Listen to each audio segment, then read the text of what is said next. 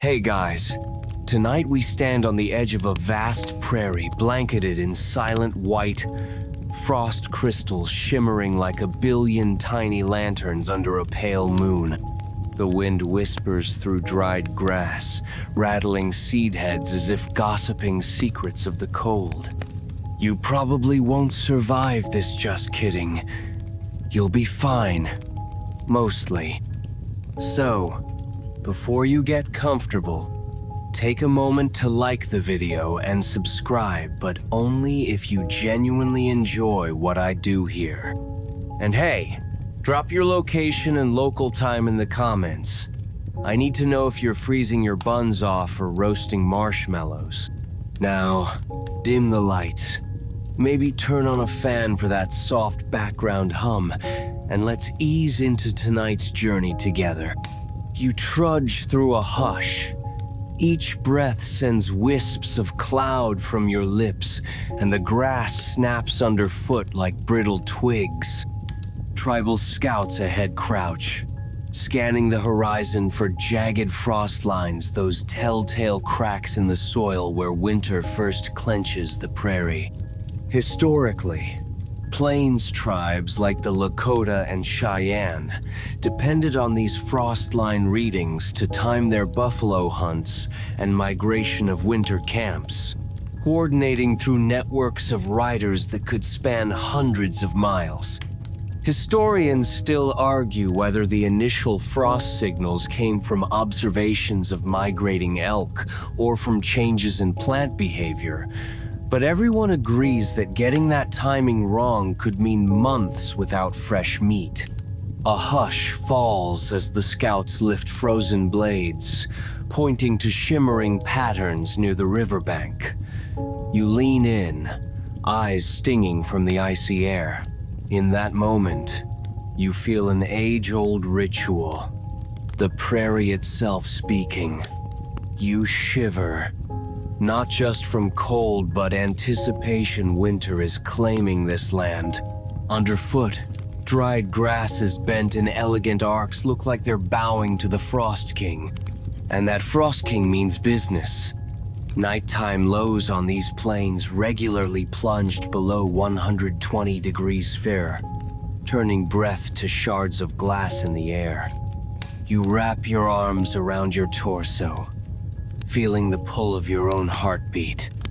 Some elders believe the wind carried frozen spirits of ancestors, and that a hearty laugh could scare them off, and the occasional mid-hunt chuckle to lighten the mood, and scare off frostbite, presumably. Remember that aunt who swore by wearing moccasins stuffed with rabbit fur backwards? That quirky remedy comes from this Arano, one really knows why. But she insisted it tricked the cold. Try explaining that tip to a modern podiatrist. Still, survival wasn't left to superstition alone. You watch scouts grain the horizon, mapping frost edges like lines on an ancient chart. They know to set up the first tipis near gentle slopes, where cold air drains away and the rising sun hits first. The leather straps on your hide boots creak as you adjust them, a small rebellion against the cold.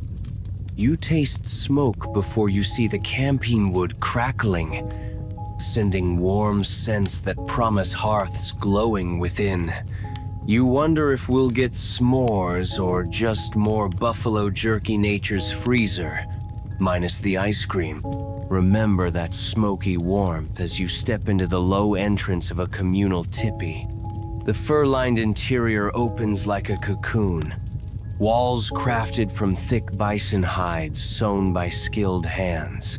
Inside, shadows dance on strips of deer leather, and the central fire pit offers a pool of amber light. You settle onto layered mats of tanned hide, watching scouts hang frost gauges, shallow containers left overnight to measure ice depth. It sounds extra, but when you're dodging snowdrifts, you become a bit obsessive about data. Your fingers inch toward the warmth, And you realize that this first breath of winter is more than cold. It's a test. While you're busy wondering if you packed enough hot cocoa, the tribal scouts are already 5 days into tracking ground temperature dips, wind shifts, and cloud cover. They know that on the open plains, winter arrives, not with a bang but a whisper, and you learn fast whether you hear it. You step outside before dawn, the cold air sharper than steel, and tilt your head as a hush ripples across the horizon. You learn fast that the sky is more than empty. Blue, it's a living canvas of signs. Plains tribes observed how wisps of high cirrus clouds stretched like animal tails, predicting an incoming storm front or sudden frost. A mainstream fact: the Lakota recognized the Chinook windswarm gusts that could melt inches of snow in Minitas lifesavers, often sending camps scrambling to guard Tipis against unexpected heat shifts. Historians still argue whether the term Chinook came from the Cilician word for snow eater or was borrowed from distant trading partners. But its power on the prairie is undisputed. You cup your hands around your mouth and let out a practiced whistle, mimicking the low howl of a coyote. If real coyotes answer back, you watch how they press closer to camp, an odd but reliable cue that a hard freeze is imminent. Fringe lore suggests that some hunters even carried preserved coyote teeth, convinced they carried the animal's instinct for weather, like a spooky meteorologist's talisman. You probably wouldn't go for that in a winter storm. Trust me. A smartphone with a battery at 10% isn't comforting either, but for our ancestors, these rituals mattered. Your boots crunch on brittle grass as you walk the perimeter. You pause at a flattened prairie dog mound, its entrance rimmed with frost. The little rodents burrow deeper when the temperature dips below 20-degree frost.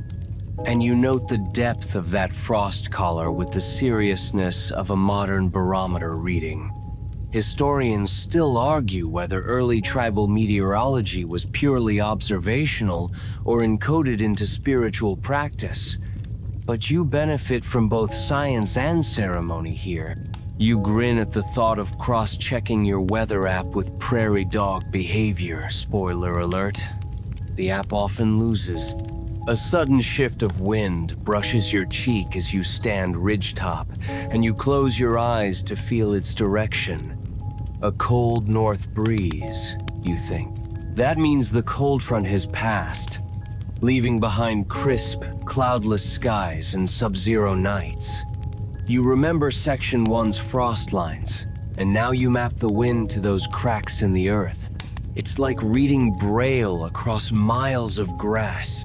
You quip that if you had a nickel for every time you beat a meteorologist to a snow warning, you'd have enough to bake a buffalo hide pizza oven on of those winter projects they didn't quite tackle. Down by the river, you watch migrating geese crossing in jagged V formation.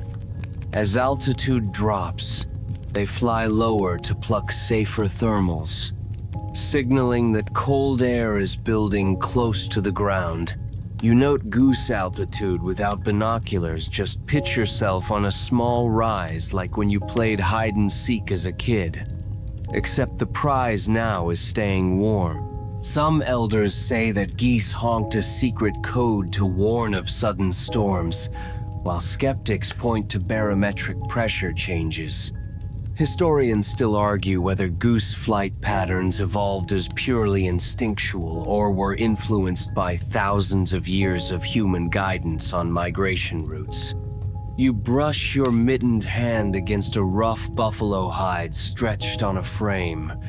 Feeling ridges in the leather remind you of wind patterns traced in ancient sand. Quirky tidbit. Some hunters claim that sleeping with a strip of hide under your pillow would transfer the buffalo's thick winter resilience into your dreams. No one's quite sure how that would translate into actual warmth. You test it once, then giggle when nothing happens except you waking up with buffalo-scented hair, which certainly doesn't help your morning breath. Ahead, a cluster of horses lowers their heads to graze. You've learned that when they huddle facing away from the wind, they're conserving body heat, bracing against gusts that slice as sharply as broken glass. You mimic their posture, turning your back to the breeze to peek around, just in case a sudden snow squall rolls in. Modern aside, you're basically playing human windbreaker, without the benefit of Gore-Tex. You wonder if they'd invent heated gear if they camped here. Probably something involving battery packs the size of baby bison. You crouch to inspect the soil, where a patch of dried sagebrush still clings to color.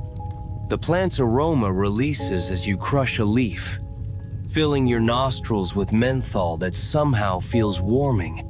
Tribes used sage smoke in winter rites to clear stagnant air inside Tipis, not just for purification, but for its slight warming effect. Historians still argue whether smoke from certain herbs could measurably raise indoor temperature, or if it was purely spiritual, a debate as old as smoke signals themselves. The sky lightens to pale gray, and you track banded clouds moving from southwest to northeast, sign of moisture-laden air that can morph into snow squalls by midday. You glance at a carved wooden staff leaning near the trees. Each notch represents a sky pattern you've committed to memory. You pat it affectionately, joking that the staff is your cold weather Tinder, always swiping right on favorable forecasts. Don't laugh too hard. You might lose a notch if the cold snaps hit differently. You scribble a quick diagram in the cold air with a stick. High clouds, low wind. Prairie dog burrows deep underground. Geese flying low. Horses huddled. Sage smoke swirling. It's a primitive but effective survival blueprint, and you tuck the mental map into your memory alongside childhood flashcard sept. These really help you stay alive. You recall the flicker of flames in Section 1's Tipis and imagine campfires being stoked behind you.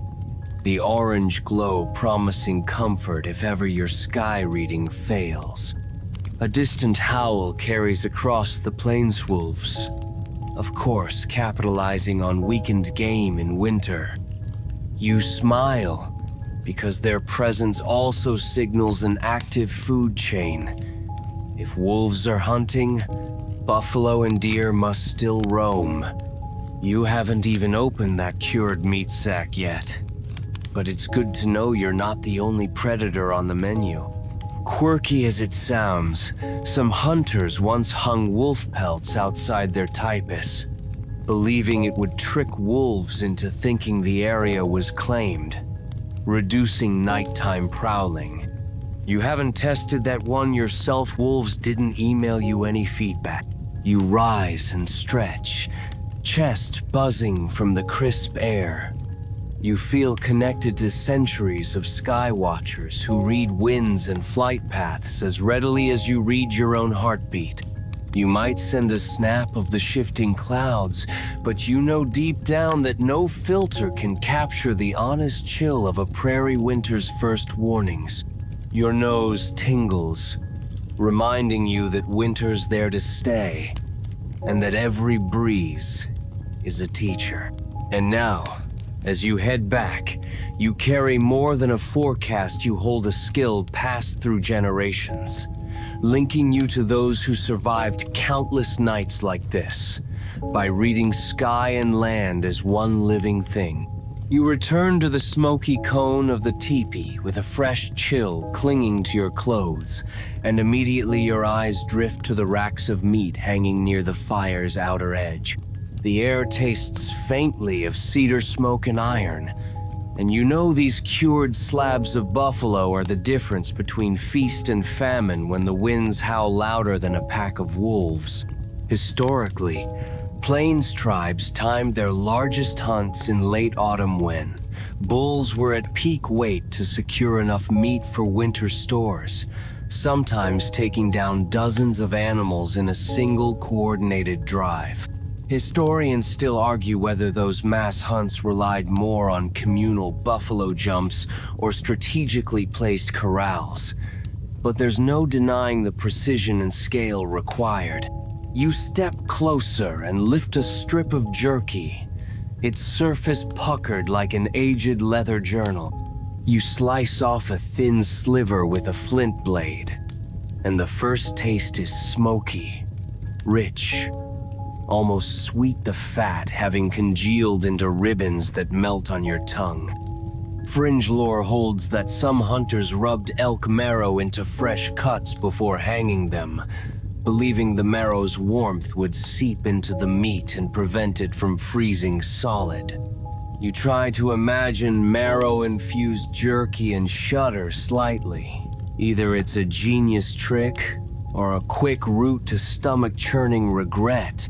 As you chew, your fingers trace the grain of the hide pouches where dried berries and smoked meat share space. You know that these pouches, sewn from thick bison leather, kept moisture out while letting just enough air in to prevent spoilage. Some elders claimed the pouches were treated with powdered charcoal and buffalo brain grease, a quirky mixture that supposedly repelled insects and mold. Modern campers might call that chemical warfare, but on the prairie, it was the original bug spray and dehumidifier minus the EPA approval. You notice a handful of meat hanging lower, closer to the ground where cooler air pools. The curing smoke drifts upward, creating a temperature gradient that slows freezing and encourages evaporation. You lean back and recall how, in Section 1, Scouts read frost lines in the soil. Now you're reading temperature gradients in smoke. You adjust the leather straps so the meat hangs just above knee height, high enough to catch gentle breezes but low enough to stay shielded by the teepee's flaps when a blizzard kicks in.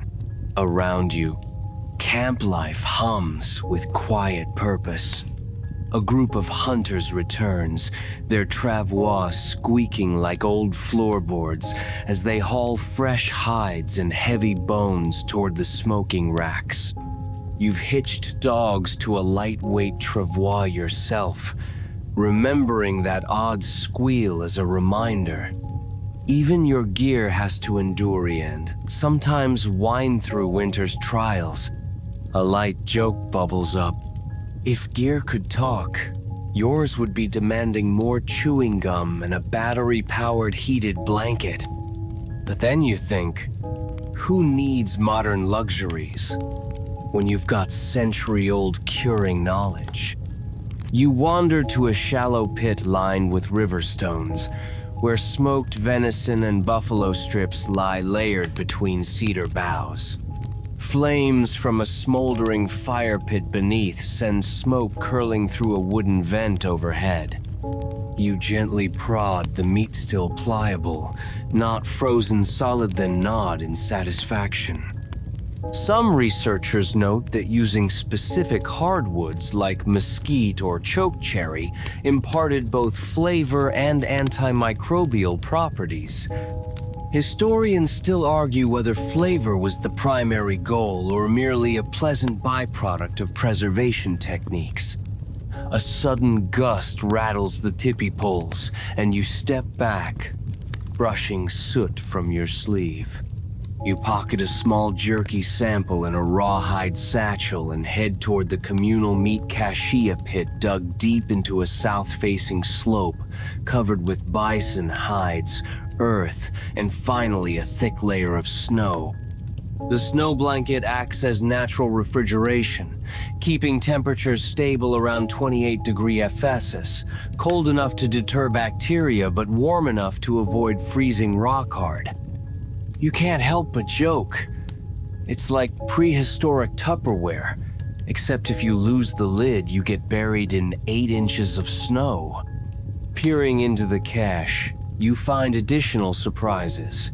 Strings of dried chokecherries and cranberries threaded like necklaces, bundled with strips of antelope jerky.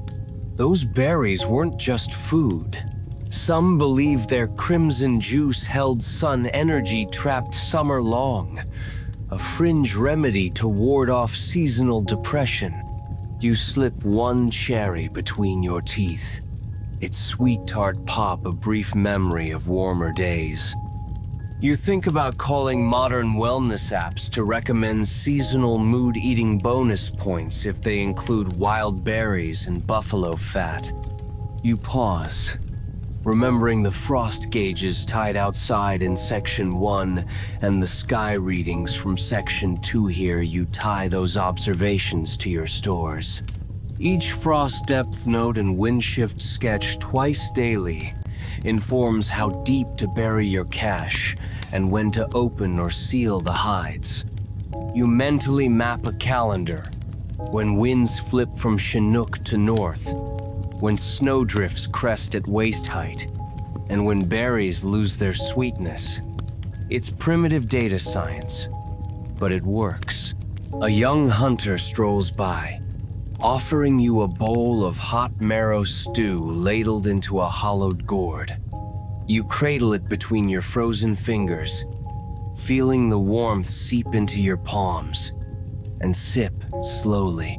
The marrow's richness coats your throat, and you wonder if this was the original energy drink for winter warriors. Quirky tip: some tribes added powdered bear fat to the broth, believing it transferred the bear's strength to the drinker. You laugh softly. Imagine explaining that to a modern nutritionist who's counting macronutrients. You tuck the empty gourd under your arm and lean against a tippy pole, watching smoke drift upward. Around you, colleagues carve precise notches in a wooden ledge reach notch, marking a slab of meat dispatched or consumed. It reminds you of childlike chores. But these tasks feed more than curiosity. They feed survival. You recall that odd remedy from Section 1 of moccasins, stuffed backwards, and marvel at how folklore and practicality intertwine when winters threaten. Before you leave the cache, you touch a buffalo hide tag tied to a bundle of jerky, inscribed with pictographs denoting date, contents, and even the name of the hunter who processed it. It reads like a grocery label, except from an era without grocery stores. You slide a strip into your pouch, savoring its firm chew, and give a silent nod to those who taught you these techniques centuries earlier.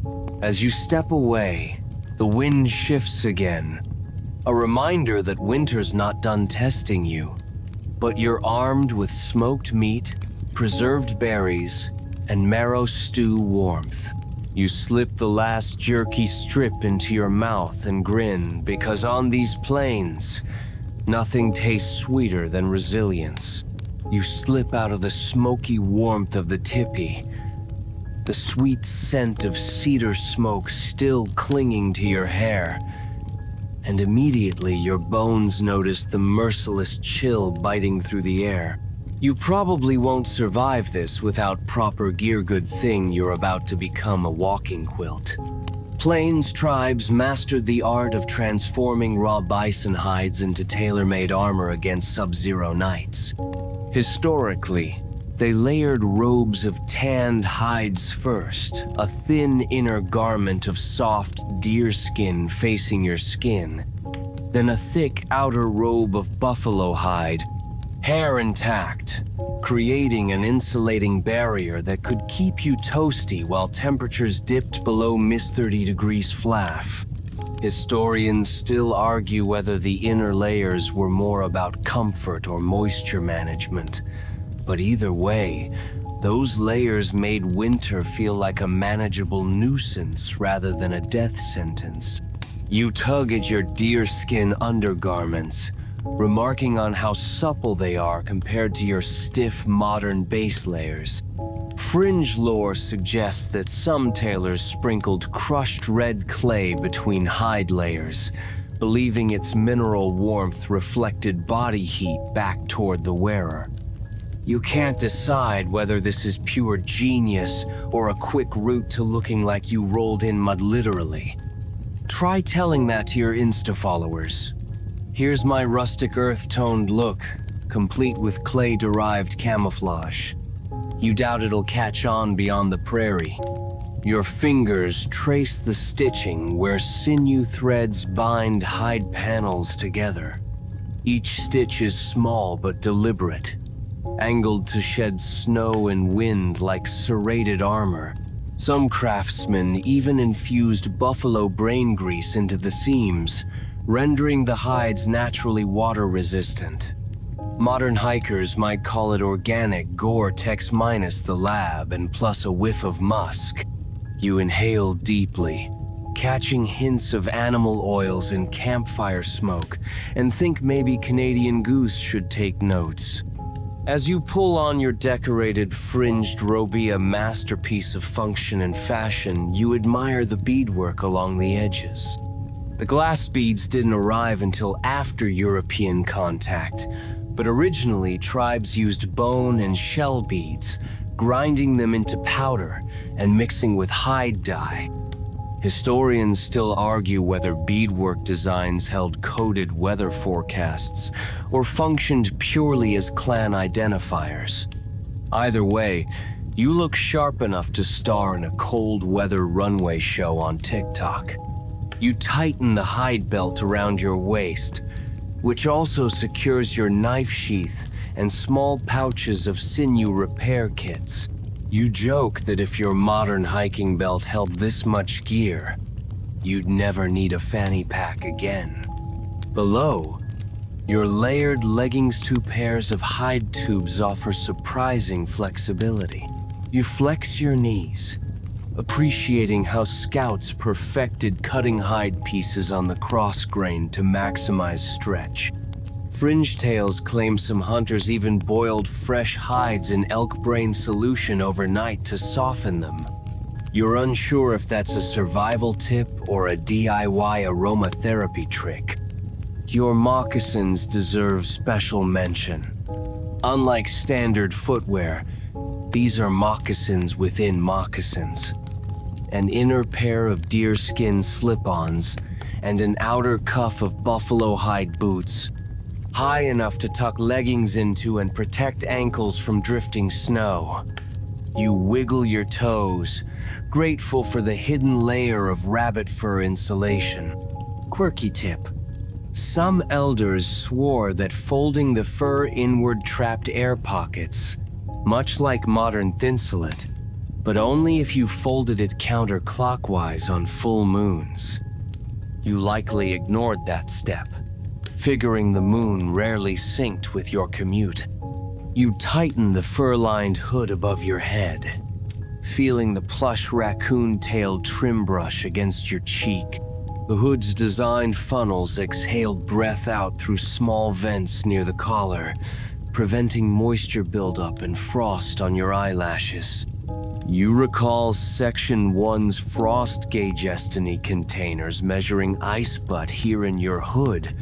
You're measuring frost on your lashes, and it's staying at bay. You wink at how fashion and science converge on this plains runway. Your hands, once bare, now nestle within gauntlets of soft beaver fur turned inside out, with a tough buffalo hide palm facing the world. You flex your fingers, appreciating how those gauntlets allow enough dexterity to tie sinew, load arrows, or scroll through your imaginary prehistoric smartphone. A light joke escapes. If your gauntlets had touchscreen compatibility, you could finally swipe right in gloves. Imagine the Wild West Tinder profile. Expert Hyde Taylor seeks companion for winter campfire storytelling. You stand, admiring your silhouette against the pale winter sky. The multiple layers of hides, furs, and natural oils meld into a single, formidable garment, almost like a superhero suit, minus the spandex. Mainstream fact: some tribes adorned winter garments with strips of metal or shell that jingled softly, serving as gentle warning devices for approaching wolves or bears.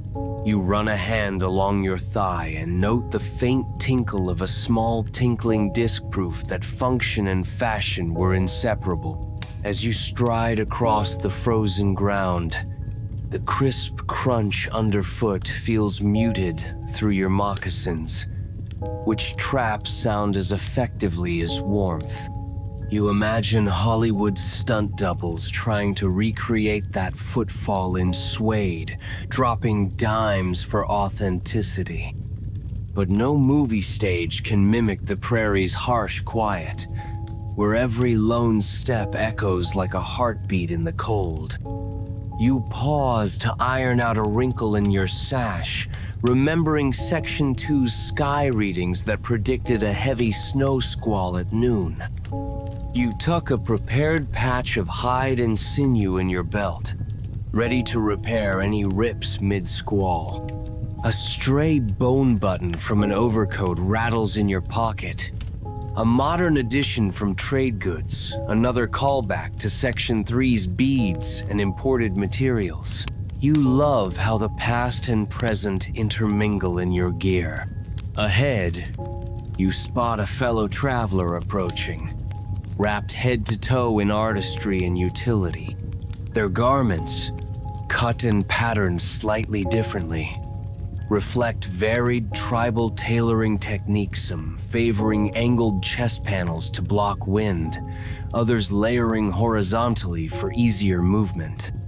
Historians still argue whether certain patterns emerged from spiritual symbolism or practical observation of how animals kept warm. You nod respectfully, knowing there's wisdom sewn into every seam. A sudden breeze sweeps down the ridge, and you feel your layered robes tighten against your body. A natural response, engineered by centuries of trial and error. You hunker down briefly, feeling the fur trap air like miniature sleeping bags, preserving warmth around your core. You quip that if your down jacket had pockets for storing hot stones against your back, you'd never complain about winter again. Your fingers drift to a small pouch of tallow and sage balm and herbal salve you rub on exposed skin to ward off windburn. You press a small amount between your palms, warming it before applying to your cheeks. The balm's warmth feels like a caress against the wind's bite, and you can almost hear it whisper, "You've got this." Fringe tidbit. Some elders insisted the balm was blessed during a moon ceremony for extra protection, though skeptics say the blessing was just a community gathering excuse for extra storytelling time. You inhale the spicy sage aroma and savor the comfort of centuries-old tradition. Around you, snowflakes begin to fall, drifting through the vents in your hood and melting before they reach your neck. You flex your arms, feeling the give of layered hides and the structure of tailored cuts designed to follow your body. Modern aside, this is yoga in buffalo hide form stretch. Breathe. Survive. You look down at your boots, where the moccasin soles grip the icy ground with tiny chokecherry wood peg saw, crude yet effective traction system. Try getting that on Amazon. You grin at how your outfit could outlast any piece of synthetic gear. The cold no longer feels like an enemy, but a companion that hones your senses. You turn toward the tipis clustered on the ridge, their hide walls glowing with interior fires. You're ready to traverse the plains, secure in the knowledge that your clothing is an embodiment of ancestral wisdom. You step forward, the jingling beadwork and fur resonating like a promise. Here, you are prepared, wrapped in layers of survival, artistically tailored to withstand the winter's fiercest nights. You step out onto the snow-crusted plaza between teepees, the hush broken by a rhythmic creak and sigh as a line of travois skids across the frozen ground. You follow the sound, toes snug in your layered moccasins, and see dogs and horses hitched in alternating pairs, their breaths like steam engines in the cold. Behind each animal stretches a simple A-frame of lodgepole pine poles lashed together, supporting bundles of furs, food caches, and warming stones. This is the Travoisjour winter lifeline across the plains. Historically, before horses galloped onto the scene in the early 18th century, plains tribes like the Blackfoot relied on dog travois, each frame weighing under 10 pounds, so a team of 6 or 8 dogs could haul essentials after a buffalo hunt. After horses arrived, the design scaled up. Suddenly, a single horse could tow the equivalent of 10 dogs, transforming mobility. Historians still argue whether the travois' triangular design owes more to indigenous innovation or borrowed sled technology brought by European explorers. But the result is undeniable. Efficiency on snow, ice, and prairie grass alike. You approach one travois as a young rider secures a hide-wrapped bundle. The wood poles smell faintly of resin and smoke from last night's fire and earthy perfume that reminds you of the cedar smoke inside the teepees described back in Section 1. Fringe lore holds that some tribes tied eagle feathers to the tip of their travois poles, believing the feathers granted wind spirits safe passage and kept supplies from freezing solid. You grin as you imagine a feathered travois majestically gliding across the prairie, like a royal sleigh for your holiday leftovers. The dog team ahead of you tugs forward as their musher gives a low whistle. You straighten, adjusting your gauntlets, the same beaver fur-lined ones you praised in Section 4, and step into the belt tethering you to the frame. The wood's grain presses into your back through a layer of bison hide blanket, a reminder that even your harness is an extension of ancestral engineering. You grip the side poles and feel the vibration as the dogs shift their weight, lean forward, and like a cooperative band begin moving you and your precious cargo across the plains. Your sled glides over shallow drifts and patches of hard-packed snow. Each glide brings a soft thump as the curved poles clear small drifts, and you fight the urge to laugh at the sensation like being on a wooden roller coaster with no track. A modern aside pops into your mind. If your travois had shock absorbers and cup holders, camping would be a breeze. Maybe add USB ports for hot beverage mugs? But then you'd lose the authentic prairie vibe.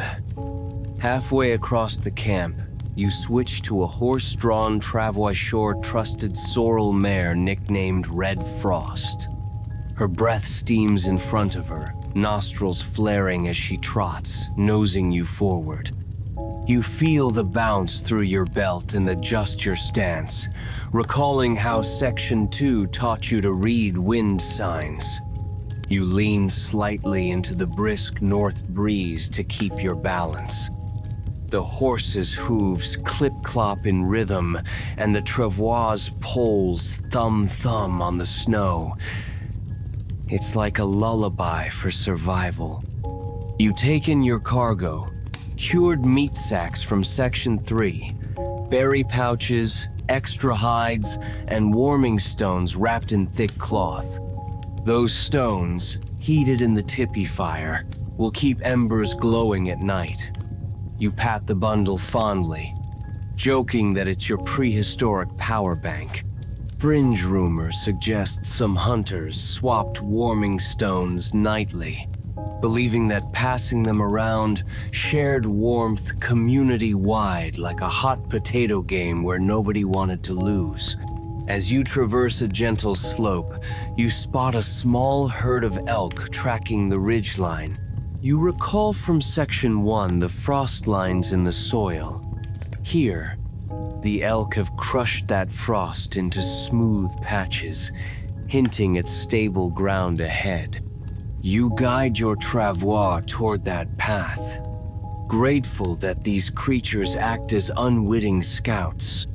Mainstream fact: elk and buffalo trails often doubled as winter highways for tribes, creating well-trodden corridors across the plains. Historians still argue whether tribes intentionally followed game trails for mobility or simply adapted as necessity dictated. But every winter traveler learned to follow hoofprints as readily as star charts. Your mare's bit jingles softly as she turns her head, distracted by a coyote darting across the snow. You giggle, almost spilling your warming stone thermos, because coyotes were also known to shadow travois, hoping for dropped morsels of marrow stew from Section 3's cache. You imagine a coyote with a tiny satchel strapped to its side, ready for its own doggy travois. It's one of the 3 jokes of the day, alongside winter fashion trends from Bison Couture and the original off-grid U-Haul. You slide off the travois, bending to unhook the harness. Cold metal buckles nip at your gloves as you flick them open. The mare's tail flicks, sending a spray of ice crystals into the air like a miniature fireworks show. You step back, patting her neck and murmuring thanks. Behind you, a queue of runners carries additional loads on lightweight travois frames, racing each other in friendly competition, kids, testing skills they'll need come midwinter when supply runs become serious business. You join the runners, one handing you a small package of fresh firewood. The poles creak and slide as you break into a quick trot, carrying the wood to a waiting hearth. You recall Section 3's pit of river stones. Tonight's fire will burn cleaner with this new wood, producing hotter embers for the warming stones. You chuckle at how every task interlocks: reading, meat curing, clothing, and now travois mobility, all pieces of one survival puzzle. As you approach the tipi, you notice the snow swirling more fierce gusts from the northwest, exactly as forecasted. You sprint the last few feet, ducking under flaps, and deposit the wood beside the hearth. The inner circle of hunters gathers, each unloading travois pulled by horses, dogs, or a mix. You prop your frame against the tipi wall, and it settles into the snow, looking much less majestic without its eagle feathers, but still plenty sturdy. You step inside, brushing snow from your layers and handing your warming stones to an elder who nods approvingly. The travois stands outside like a loyal sentinel, ready for the next morning's run. You exhale, the lodgepole pine scent filling your nostrils as you remember how Section 4's layered hides kept you warm on the trek. It's a chorus of comfort, supple soles, beaver, fur gauntlets, and now a trusty cargo carrier. You sink onto a hide mat, watching the flickering flames as they reflect off the poles of the travois outside. The rhythmic whisper of wood on snow fades into the tipi's hushed glow. You think about tomorrow's distensa 15-mile haul to the next winter camp and feel a ripple of pride. Your travois might look rudimentary compared to modern sleds, but it embodies centuries of adaptation and innovation. You lean back, the heat from last night's stones radiating through your robe. The circle of Tipis beyond glows in the distance, each travois parked with purpose, awaiting dawn. You let out a content sigh and realize that mobility on these plains isn't just about moving supplies, it's about carrying home, culture, and survival across a frozen expanse. You probably won't find this kind of caravan on any GPS app, but for you, right now, this rhythmic journey is everything. You duck under a flap of thick bison hide and step into a softly glowing circle, the floor layered with woven grass mats, tanned furs, and winter rugs that cushion your boots. All around, taipas slope inward like ribs of a great beast, their outer skins reinforced with snow-packed earth, creating insulation so efficient it rivals modern double-pane windows.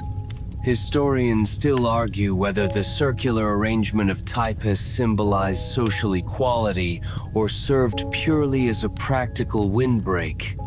But either way, it feels like a giant, communal quilt wrapped around you. In the center, a low stone hearth crackles with cedar and cottonwood, the flames dancing up and catching on the polished flue poles above.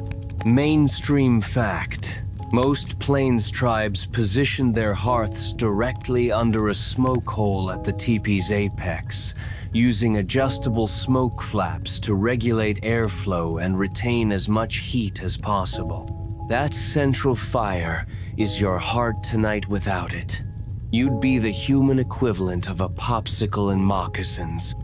You slide off your gauntlets, nestling them beside a pair of animal hide benches carved from tree stumps.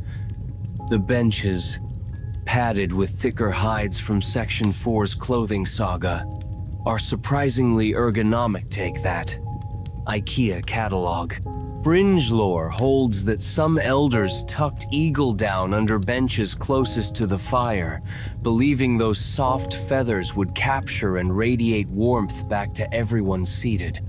You perch on the edge, imagining you're behind, lulled by ancestral heat therapy. Around the circle, faces glow in the firelight. You catch the curve of a seasoned elder's smile as they fan embers with a carved feather fan. The fan's rhythm is almost musical, punctuated by the crackle and pop of resin-rich sap bursting into flame. You breathe deep, tasting the sweet undertones of pine tar.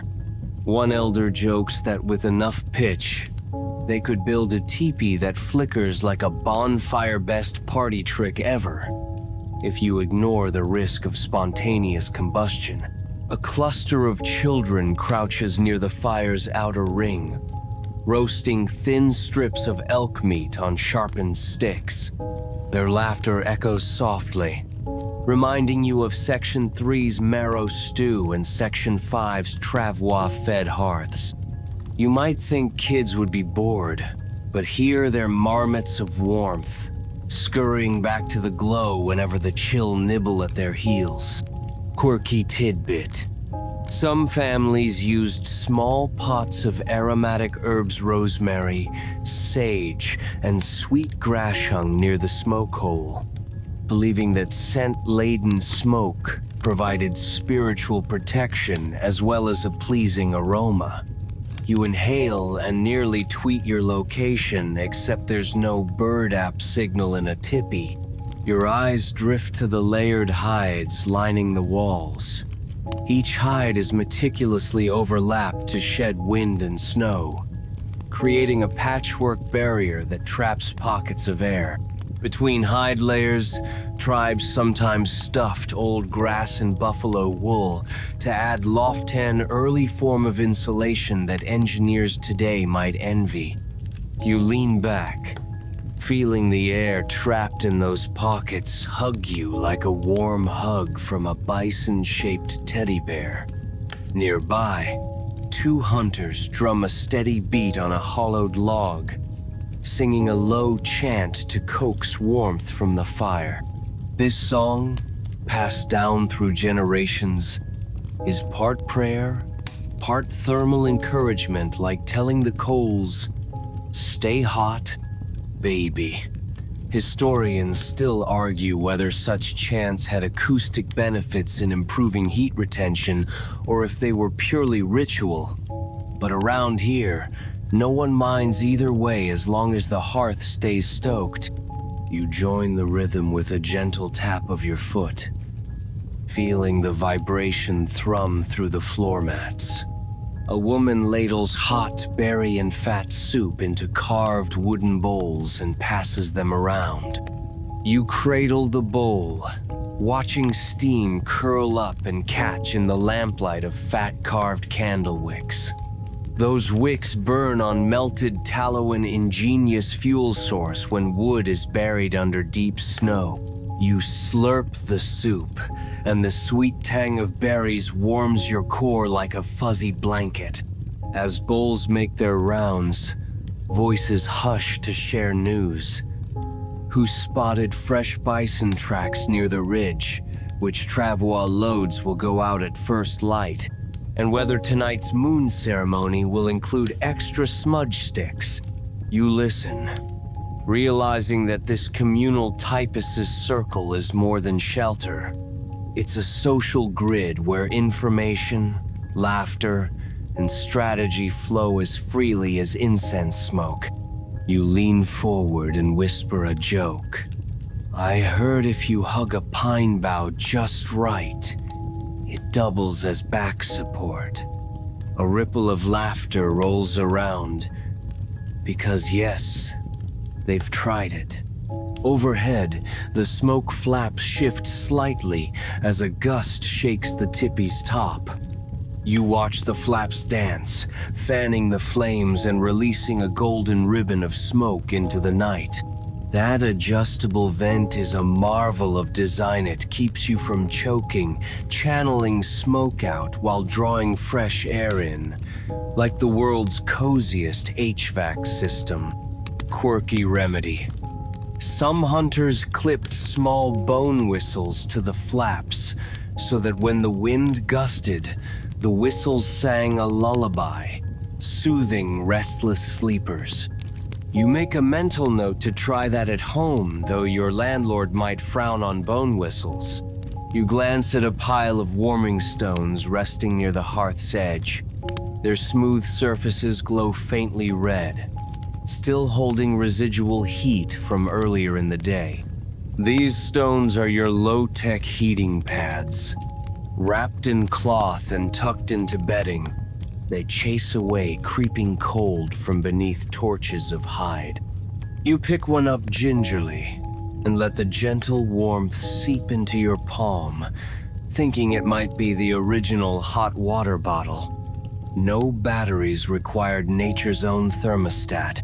Suddenly, a scout steps into the circle with a slate board etched in chalk. It's their way of summarizing the day's weather data. Frost depth from Section 1's gauges, sky observations from Section 2, and meat consumption rates from Section 3's ledger. You admire this analog dashboard, which syncs survival metrics across dozens of families. The scout chalks a symbol for heavy drift, next to a swirling snowflake glypha universal code that trips your survival instincts. You grin, realizing you've come full circle from staring at frost gauges outside to watching data dance on slate by firelight. A lull falls as the fire dims slightly. Logs settle and embers glow with an ember's sigh. You stretch out on a hide mat, leaning your head against a rolled bundle of furs. You marvel at how shared tipis foster warmth not just through insulation but community, body heat, conversation, and the steady hum of shared rituals. It's like social heating. Everyone contributes a little warmth, and the circle stays cozy. You wipe a dribble of soup from your chin and notice the kids trading hide scraps for extra soup-pan impromptu barter that trims waste and tightens bonds. Shared resources kept everyone fed and warm, eliminating solo shortages. Modern aside, it's like running your own zero-waste kitchen but with more buffalo hide and fewer metal bins. Outside, the wind rattles the tippy poles again, but inside, you feel safe. Faint voices hum as people settle in. Someone hums a lullaby learned from Section 3's marrow stew gatherings. Another gently cracks a bone for the crackling soundtrack. You close your eyes, feeling the mixed chorus of fire, people, and that occasional bone whistle lullaby combine into a gentle white noisenature's ASMR.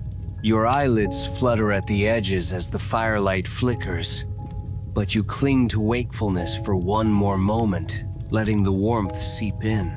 You think of tomorrow's Horace Travois runs, meat checks, frost readings, but for now, you're centered in this circle of teepees and shared fires, wrapped in layers of tradition and heat.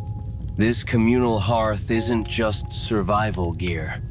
It's a gathering place where warmth, wisdom, and stories fuse into one comforting blaze.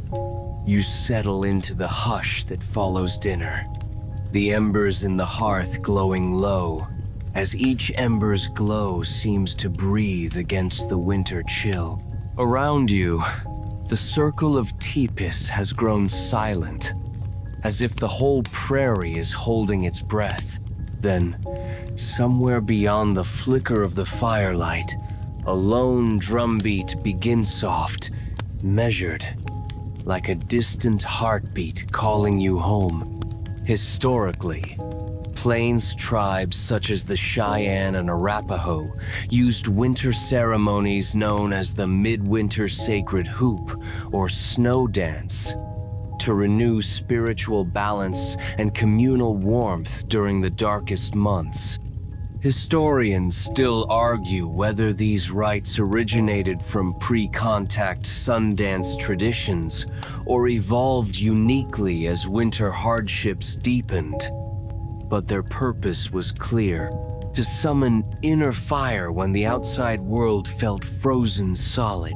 You lean forward, drawn by the repetitive thrum of a hand drum carved from bull bison hide stretched taut over a wooden frame. Its deep resonance vibrates through the packed earth floor, slipping under your layered robes and tickling your bones. With each strike, the fire seems to pulse brighter, as if coaxed by the rhythm itself. Around you, dancers rise, moving in circular patterns, their moccasins whispering against hide mats. You stand and join the circle, following their steps. Step, pause. Step, pause. A simple rhythm that somehow feels like the world's most effective cold remedy. As you move, a singer begins a low, lilting chant. The words are ancient phrases that translate roughly to warm the hearth, warm our hearts, melt the ice in the hidden parts, and each verse rises and falls in a melodic loop. You feel the chant's warmth, Almost literally, a tingle spreads from your chest outward. Fringe lore held by some elders claim that singing the chant exactly 77 times would produce a heat so intense you could thaw a frozen stream with your bare hands.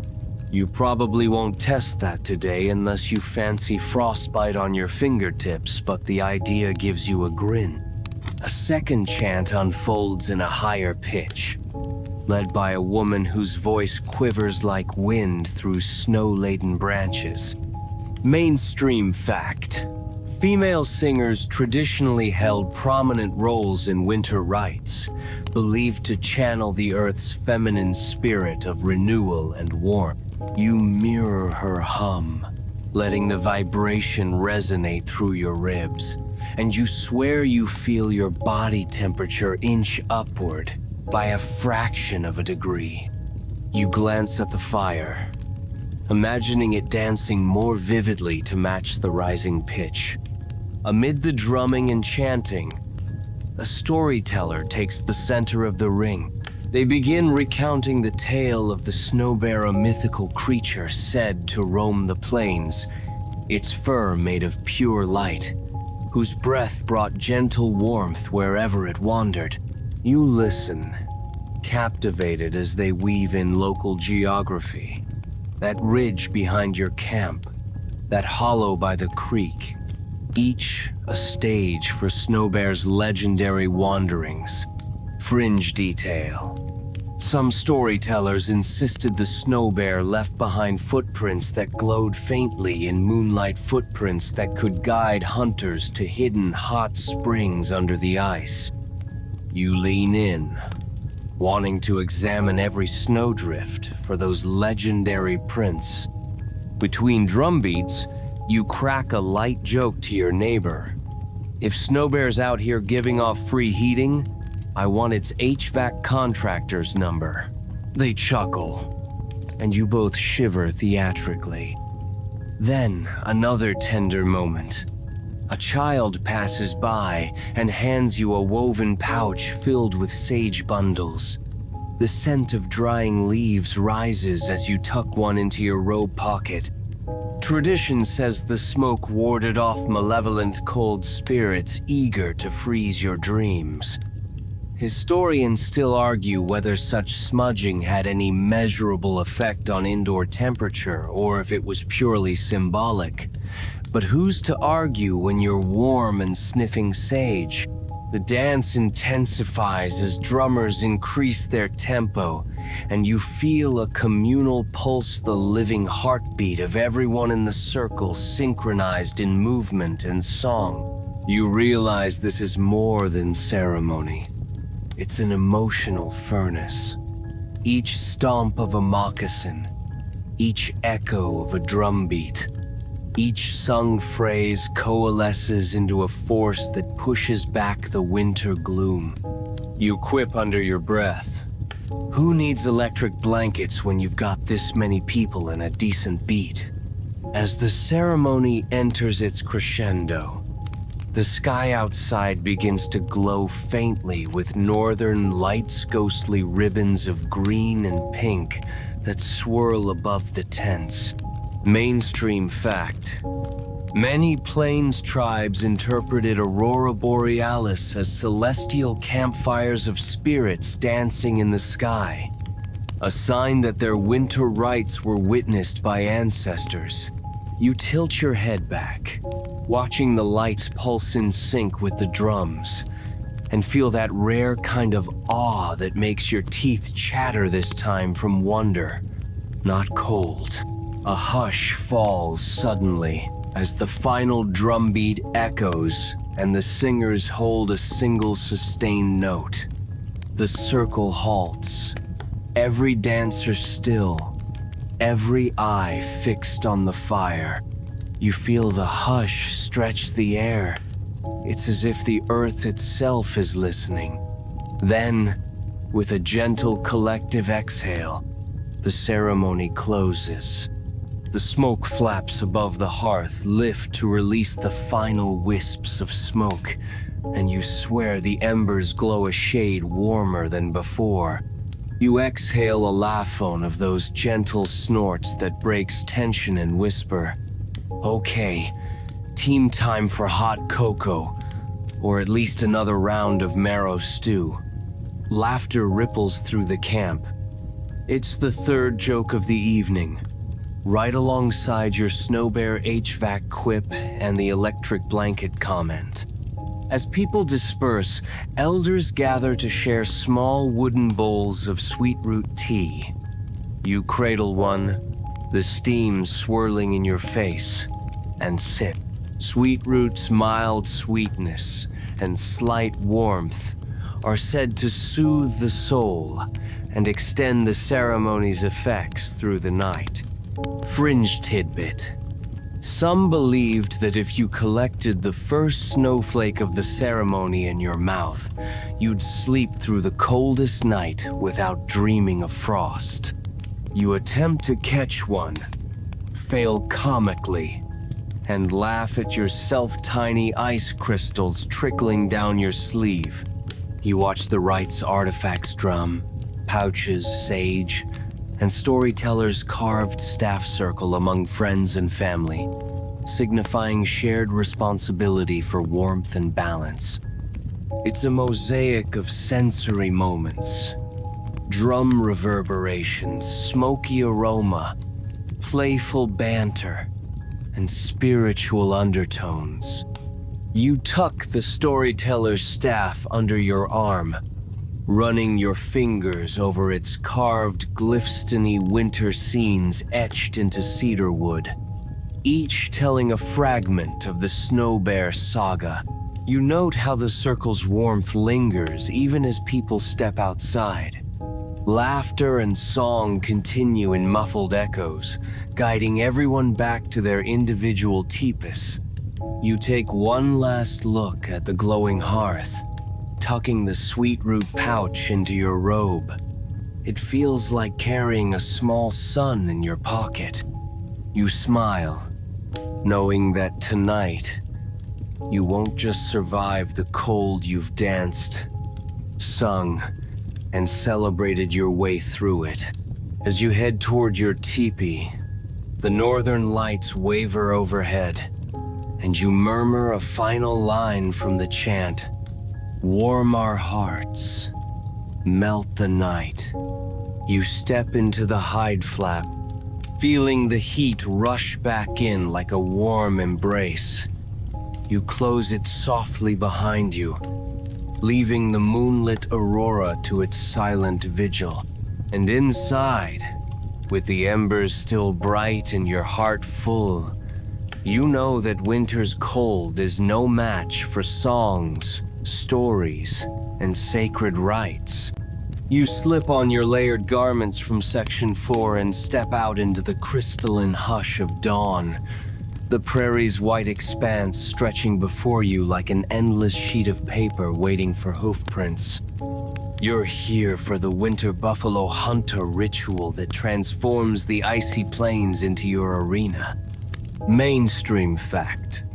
Plains tribes often conducted large-scale buffalo hunts well into winter, using natural snowdrifts and river ice to slow herds and simplify the kill, sometimes directing animals toward shallow water to immobilize them.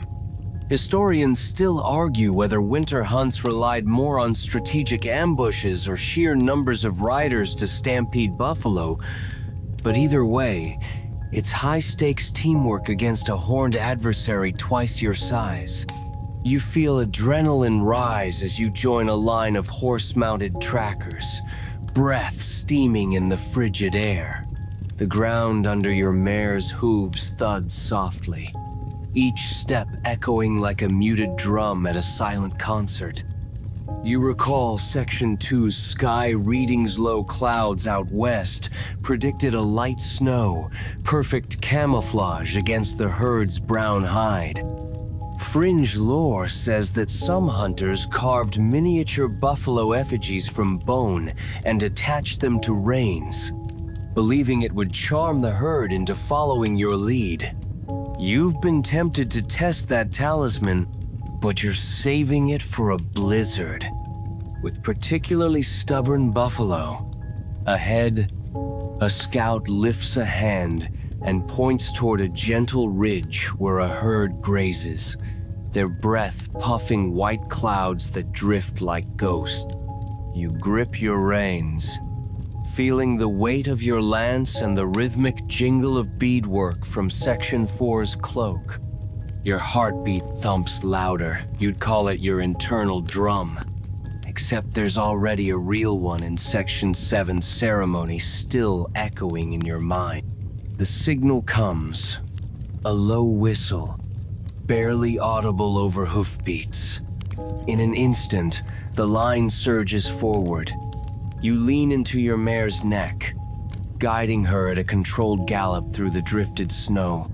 Each stride kicks up icy shards that sparkle like glitter in a fairy tale. If your fairy tale included adrenaline and potential goring by a 2-ton beast, you quip to yourself. Nothing says winter cardio like buffalo sprint intervals. As you crest the ridge, the herd rears in surprise. These buffalo know snow, but not this many riders cutting off their escape. You gallop parallel to the outer line, keeping the herd between you and a secondary team waiting at the riverbank. You glance to your left. Fellow riders are corralling the edge of the herd toward a narrow channel where the river's current has frozen into jagged ice flows. Historically, tribes exploited such natural choke points, forcing buffalo onto thin ice that would crack under their weight, slowing them for final dispatch. Historians still argue whether this tactic was more humane than buffalo jumps, but it sure beats chasing a stampede across open terrain. You spur your mare closer, the icy wind lashing your face like broken glass. The herd's low rumble vibrates through the snow underfoot, a primal baseline to your mission. You feel the ground tremble as massive bodies plow through drifts, their shaggy coats crusted with frost. You inhale the musky scent of buffalo earthy, wild, and oddly comforting, like nature's own wool sweater. The lead buffalo approach the river's edge, their hooves clattering on thin ice. You grip your lance tighter, aiming to guide rather than gore. Precision matters.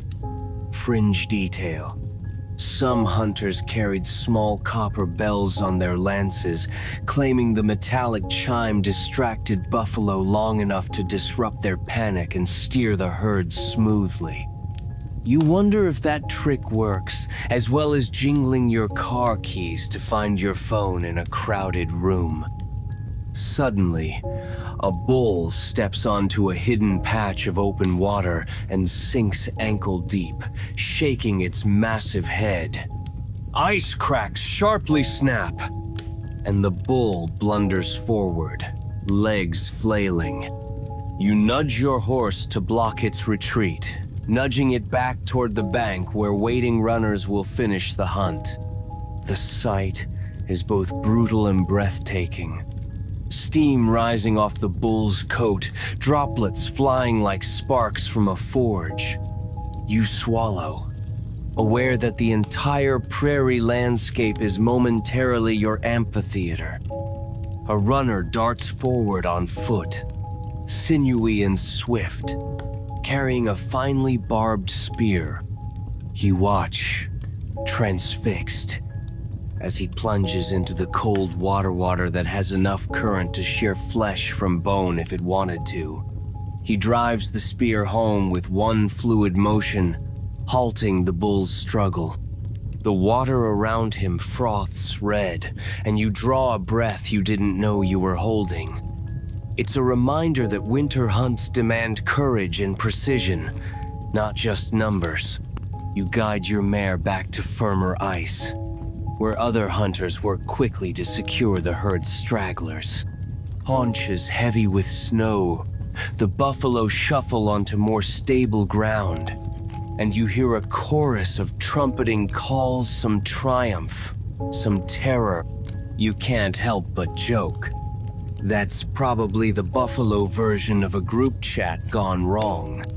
Once the runners flag down your group, you dismount and pull a small leather pouch of elk marrow tonic from your belt of fringe remedy believed to boost strength after a kill. You sip the rich liquid, feeling warmth spread through your veins like molasses in winter. Modern aside, imagine if sports drinks came in hide pouches and tasted like, well, elk broth. Nutritionists would have a field day. Together, you and other hunters corral the stunned buffalo herd toward a temporary processing zone marked by sharpened stakes driven into the snow. You step carefully over ice-cracked patches, each footfall a silent pact with frost. There's a methodical cadence here. Flank cuts to access marrow, practice swings of heavy stone hatchets to detach hams, and runners organizing travois frames from Section 5. You pause to watch a team lash rawhide ropes around a freshly severed haunch, the meat's deep red contrasting sharply with the white snow. Mainstream fact. Buffalo meat, stored at just below freezing, could remain edible for weeks, giving tribes a reliable protein source through the coldest months. Historians still argue whether winter meat stores ever exceeded the tribe's immediate needs, or were partly used for trade with neighboring groups. But either way, these winter hunts fueled entire communities. A gust stirs the smoke from a small cooking fire nearby, where hunters roast liver slices on curved wooden skewers. You inch closer, the aroma sweet and metallic, like iron mixed with smoky cedar. Quirky tidbit.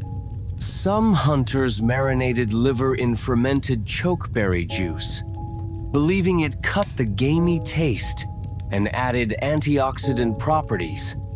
Nature's own liver cleanser, if you will. You grab a slice, the sear marks crisp, and bite down. It's bitter, sweet, pulsing with raw vitality. You carve a thin slice of jerky for yourself and tuck it in a hide pouch for later. The chew a reminder of Section 3's curing techniques. Then, you look at the pile of skulls stacked neatly, ready for marrow extraction back at camp. You envision sap from Section 6's ceremonial fire dripping onto bone whistles.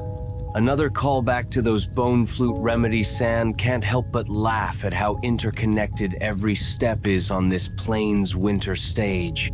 As the hunt wraps up, you mount your mare again.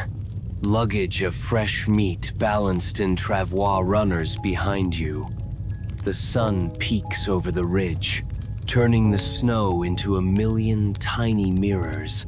You draw your cloak tighter, chest puffing with pretty and maybe a little relief that you'll swap your lance for a bowl of marrow stew tonight. You nudge your mare forward, joining the procession back to camp. Each rider carries stories of frozen water rescues, snapping ice, and heart-pounding triumphs. You feel the rhythm of hooves and drifts, echoing Section 5's travois journeys, and you realize that winter hunts fuse survival skills with communal trust. You glance at your companion and quip, "Next time, I'm bringing a selfie stick, gotta capture that epic ice plunge for social media." They laugh, breath visible in the cold morning. You ride on, the herd of freshly harvested buffalo supplies cradled gently in your sled-like travois. The plains stretch out, white and relentless, but you're warmed by purpose, tradition, and shared adrenaline. You probably won't survive this without good boots and an elk marrow chaser, but hey, you did. And that's part of what makes these winter hunts legendary. You slide onto a cushioned bench by the flickering hearth.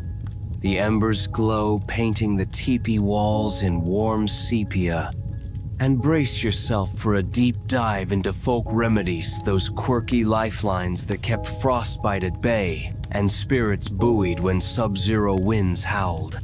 You already mastered large-scale hunts in Section 8 and layered bison hide armor in Section 4, but now it's time to pamper yourself plains style.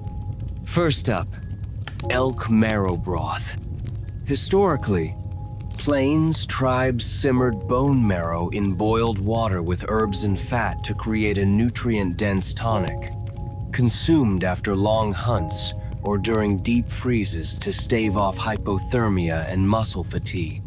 You lift the wooden ladle, watching its cloud of steam catch the tallow lamp light like miniature lanterns. You sip, the broth's buttery richness cascading down your throat, leaving a glow in your chest that feels like a campfire sparked within. Modern nutritionists might call it a high-calorie recovery drink, but you know it's Morian elixir born of necessity and ancestral wisdom. Next, an elder produces a small vial of crowbill infusion pitch dark liquid, distilled by soaking crow talons in spring water under a waxing moon for 3 nights. Fringe lore insists the bird's resilience transfers to your skin, creating an invisible frost barrier. You squint at the vial, drip a bead onto your wrist, and feel a tingle.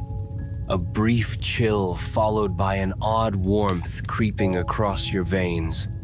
Historians still argue whether such topical treatments genuinely raised local skin temperature, or if the warming effect derived from the alcohol base and ritual touch. But who cares when your cheeks feel like they're wrapped in a cashmere scarf? You might Instagram it as Crow Beauty Hack Joke 1. Your gaze drifts to the steaming basin at your feet, filled with hot river stones previously heated in the Section 6 hearth. The stones gleam like obsidian in water, sending up wisps of mist that swirl around your calves. Historically, steam baths for feet were essential ritual soaking. Frozen toes rejuvenated circulation and prevented frostbite. You lower your boots in, toes wiggling as warmth envelopes each digit. The sensation is part spa day, part primal shock therapy. You can't help murmur, moving into my new winter self-care routine, earning amused glances from nearby teepees. Jokes aside, you feel your heart rate ease, the world's edges softening like melting snow. While your feet soak, the elder wafts a bundle of sweetgrass smoke around your legs, its scent floral yet earthy. Sage follows, its pungent aroma believed to clear stagnant air in tepes and sinuses alike. Fringe detail. Some families insisted that inhaling sweetgrass smoke before sleep summoned dreams of summer's warmth, though skeptics dubbed it aroma-based optimism. You close your eyes, letting the smoke tickle your nostrils, and imagine drifting beneath a prairie sunrise instead of this winter night. Historians still argue whether smudging had any measurable impact on indoor temperature or was purely symbolic, but you're inhaling comfort measurements optional.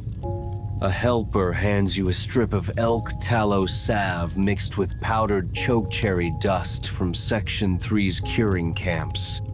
You rub it between your palms, the balm melting into a slick paste that you then massage onto your cheeks, nose, and fingertips. The chokeberry's faint fruity tang lingers as a sweet undertone. You giggle. Elk, scented moisturizer. Your skin will be 80% bison, 20% berry. A quip that earns you a grin from the elder. Fringe lore claims the chokeberry's vitamin C content prevented scurvy and boosted spirit resilience. But for you, it's just a delicious cold weather lip balm. Your feet now crisp with warmth. You slip on a pair of thin deerskin foot wrappings smeared with powdered rose hip and deerbone ash.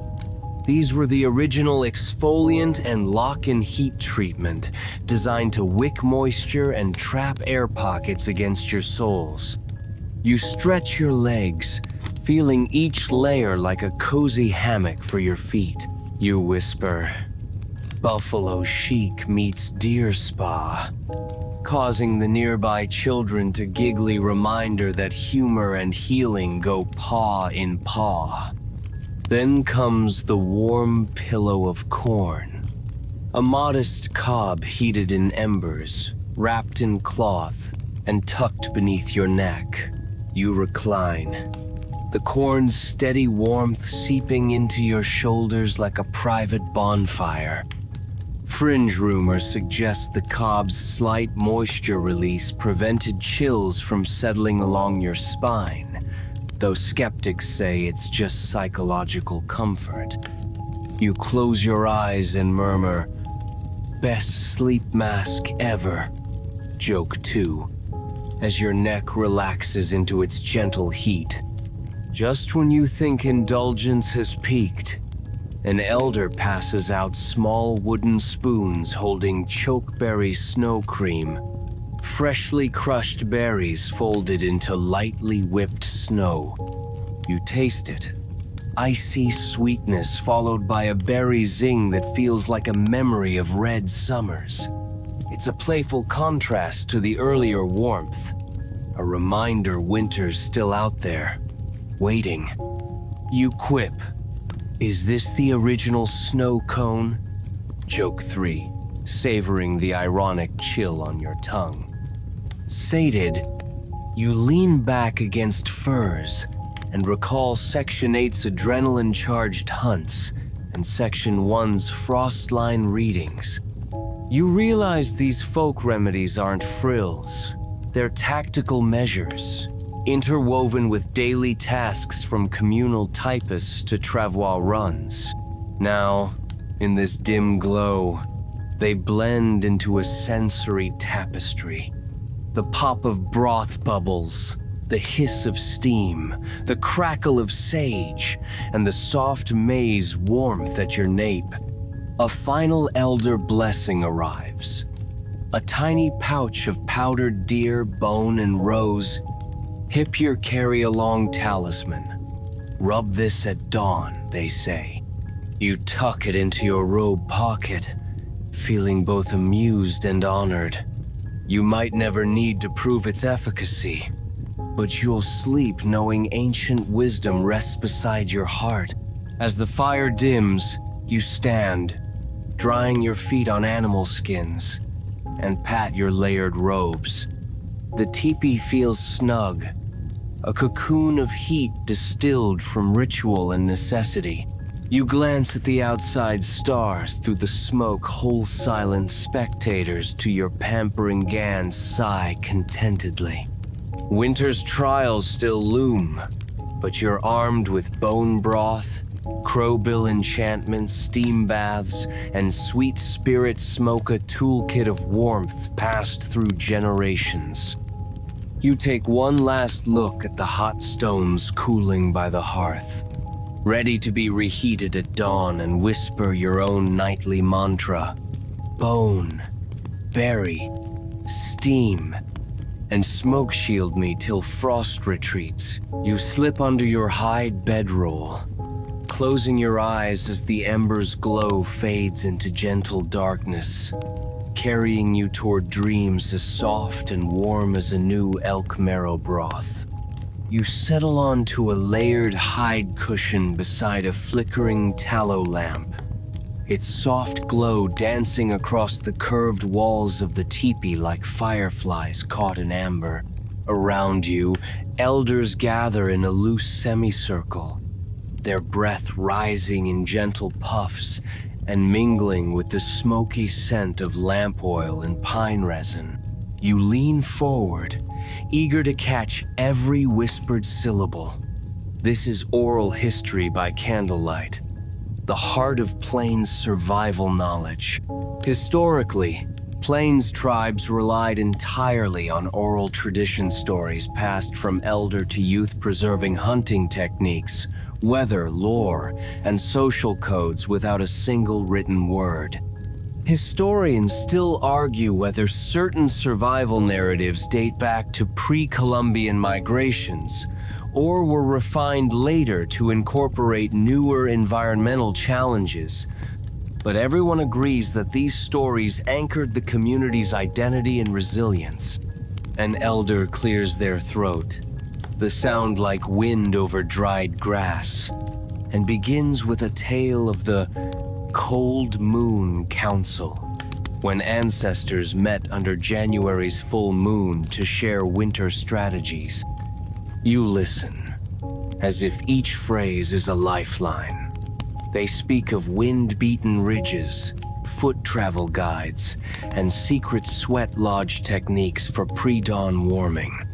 The elder's voice is low and melodic, weaving in ancient words that you probably couldn't pronounce if you tried, but you don't need to. You absorb the cadence, letting each syllable shape your understanding of how survival was as much about memory as it was about meat and hides. Fringe lore threads through the narrative. Some ancestors claimed the stories carried a mystical potency, cursing anyone who forgot the exact sequence of events. You picture a hapless youth who skipped bedtime stories and woke up to frozen moccasins' poetic justice, maybe? You chuckle quietly. Cookie. Cutter curses might not fly past HR, but on the prairie, losing your way because you forgot the wind, Spirit's dance instructions can be a lot more dangerous than missing curfew. Next, an elder unsheathes a carved cedar stick, its surface studded with pictographs mapping winter trails. You follow the miniature etchings, dots for frozen streams, zigzags for drifted passes, crosses where hidden ice wells lurk. Mainstream fact: such pictographic sticks served as mnemonic devices, helping storytellers recall precise details of terrain hazards. Historians still argue whether these sticks were designed as teaching tools or held ritual significance as sacred objects. But either way, they were lifelines in a world without GPS. You watch the elder tap each symbol with a bony finger, and you trace the pattern with your eyes, imprinting it onto your mind's eye. The light flickers, and the pictographs seem to shift like the land itself breathing under winter's weight. You lean closer, inhaling the cedar's sharp, woody aroma mixed with lamp smoke, feeling as though you're touching living history. A modern aside floats through your thoughts. This is ancient PowerPoint, minus the glare and awkward laser pointers. A younger storyteller leans in next, her voice soft as snow settling. She recounts her grandmother's tale of the singing snowdrift, where a particular hollow between two ridges emitted eerie, low-frequency vibrations as wind funneled through it. The low hum, some claimed, could lull wolves into a trance, buying hunters crucial minutes to prepare. Fringe tidbit: a handful of old-timers insisted they recorded the hum on early wax cylinders, though skeptics say those cylinders mostly contain goat bleats and bar zoot tunes. Historians still argue whether the Snowdrift song was a natural acoustic phenomenon or a clever parable to explain sudden predator disinterest, but you catch yourself tapping your own chest to test for rhythmic resonance. You inhale again, tasting a dusting of powdered chokeberry sugar on the tallow lamp's rim, and lean back. Across the fire, children sit cross-legged, eyes wide, their cheeks pink from the stale warmth. They clutch tiny copies of pictographic sticks, practicing symbols by candlelight. It's endearing, like watching mini cartographers learn topography by hand. You whisper a joke to your neighbor. Who knew winter safety drills involved arts and crafts? They grin, nodding solemnly as tiny hands scratch cedar with bone awls, then giggle when one child's stick breaks third joke of the night, though you've lost count. The elder's voice rises again, weaving a story of the underground heat caves beneath a limestone bluff. According to the tale, pockets of geothermal warmth seeped through rock fractures, creating microclimates where frost never formed.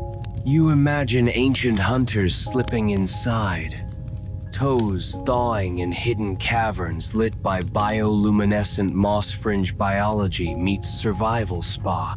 Historians still argue whether such caves existed in the traditional territory or if they were allegories for community sweat lodges. But you decide it's worth scouting if you're ever 2 days into a blizzard. A soft chime rings as a small bone whistle clipped to the lamp frame tinkles, signaling a respectful pause. One elder stands and pours sweet root tea into carved wooden cups, passing them slowly. You accept yours, the warm liquid easing tension in your spine. You sip, the sweetness lingering like a promise that the night's knowledge will see you through. A canvas of lamplight and smoke swirls convective currents, just like the one Section 6's hearth regulated, reminding you how every detail connects. Then, a storyteller in the darkest corner begins the frost flower parable, describing delicate ice crystals that grew overnight on certain tippy flaps. The tale warned that frost flowers glistened only where one's heart was unguarded spiritual frost-born guilt, if you will. Fringe detail. Some claimed that frost flowers could be harvested and preserved in deerskin as talismans for courage, though skeptics say they just end up as soggy messes by noon. Historians still argue whether frost flowers were a real meteorological curiosity or purely symbolic moral lessons. But you sketch a mental picture of deerskin talismans fluttering in a warming sun, and you smile. You feel your eyelids droop slightly as the elder's low hum resumes, blending with the crackle of lamp oil and the soft rustle of hide. You lean your head back, nestling against folded furs, and let the layered details wash over you. Cedar etchings, snowdrift melodies, communal drills by candlelight, whispered curses, and the promise of hidden warmth under limestone. You realize you've absorbed more survival data in this single candlelit gathering than in any summer classroom. A child next to you yawns, but they jolt awake when the elder holds up a small, intricately carved wooden disc winter compass. This token bore not north-south markings, but seasonal cues. A snowflake for drift hazards, a braided hair symbol for spirit guidance, and a tiny sun pictograph for spring thaw warnings. It was passed only to those deemed ready to navigate alone, a rite of passage. You glance at your own weather staff from Section 2 and realize both tools harnessed memory and ceremony to substitute for instruments you didn't have. Your neighbor nudges you and whispers, "Bet your digital compass doesn't chant before it points." You grin, acknowledging that some traditions outwit high tech any day. You rub the tea's warmth between your hands and tuck the last of the narrative into your mind, savoring each lesson entwined with metaphor and magic. The elders exchange nods, signaling the story circle's end. One by one, they blow out individual lamp wicks, leaving only the central lamp burning its final breath. The teepee dims to a cozy amber, and the hush feels intentional, as if the night itself is digesting these tales. You sit in the soft glow, chest rising and falling, each breath a reminder of the stories now woven into your own bones. You whisper your thanks to each elder, your voice a soft echo within the teepee's curved walls. You pat your pictographic stick, feel the warmth of the lamp oil against your sleeve, and tuck your carved disc into your robe pocket. You rise carefully, glancing at the sleeping children and dreaming of the morning's frostline readings. Stories may fade with the light, but you carry them now as your map and mortar, binding you to ancestors who survived by the power of memory. You step away from the lamp's glow and duck under the hide flap, leaving the cloud of smoke to swirl among fading whispers. Outside, the wind still hums, but inside, your mind is a tapestry of legend-soral histories, ready to guide you through the coldest nights and beyond. You wake before dawn, the cold hush of the plains whispering through your layered bedding, and realize today's lessons won't be written in pictographic sticks or taught by drumming ceremonies. They'll come from the smallest members of the camp. As you step into the smoke-tinged light of the teepee's entrance, you spot a line of children aged 6 to 12 gathered around a low fire pit, their faces glowing with determination. Historically, Plains children began winter training as early as age 5, learning critical skills: fire tending, small game butchery, basic teepee repair that ensured the entire tribe's survival. Historians still argue whether this early hands-on education followed formalized rites of passage or simply emerged from necessity, but there's no question that by winter's height, these youngsters were indispensable helpers. You crouch beside a pair of siblings, each clutching a small flint blade and a skinned rabbit carcass. Their movements are deliberate. One holds the rabbit's hindquarters steady, while the other makes smooth, precise cuts along muscle lines, separating fur from meat with unerring focus. You remember Section 3's curing racks and Section 9's marrow remedies, and you realize these rabbits will supplement the heavier buffalo meat, providing tender, quick-cooking protein when the camp needs variety. You whisper encouragement. Steady your hands, think of the broth you'll make later.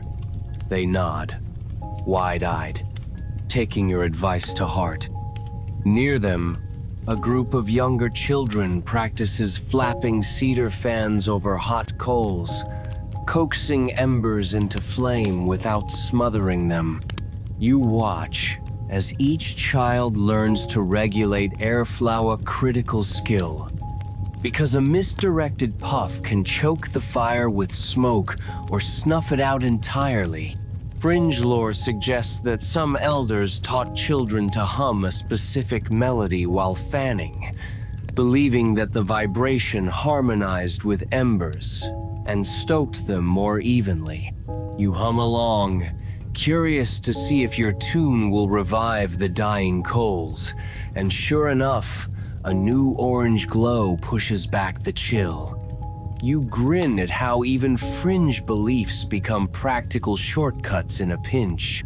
A seasoned hunter emerges from a nearby tipi, handing each child a small pouch of tinder grasses shredded with precision, treated with powdered charcoal from Section 3's curing pits.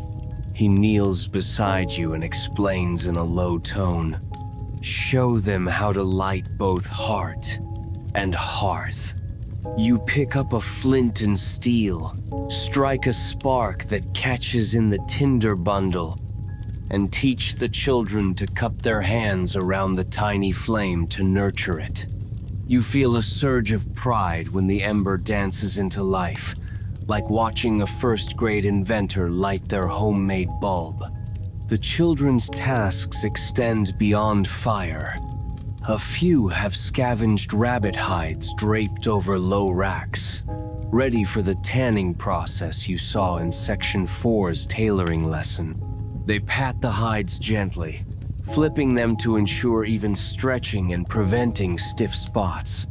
You help guide their tiny hands toward lumps of buffalo brain paste, explaining how its oils soften the leather and resist water.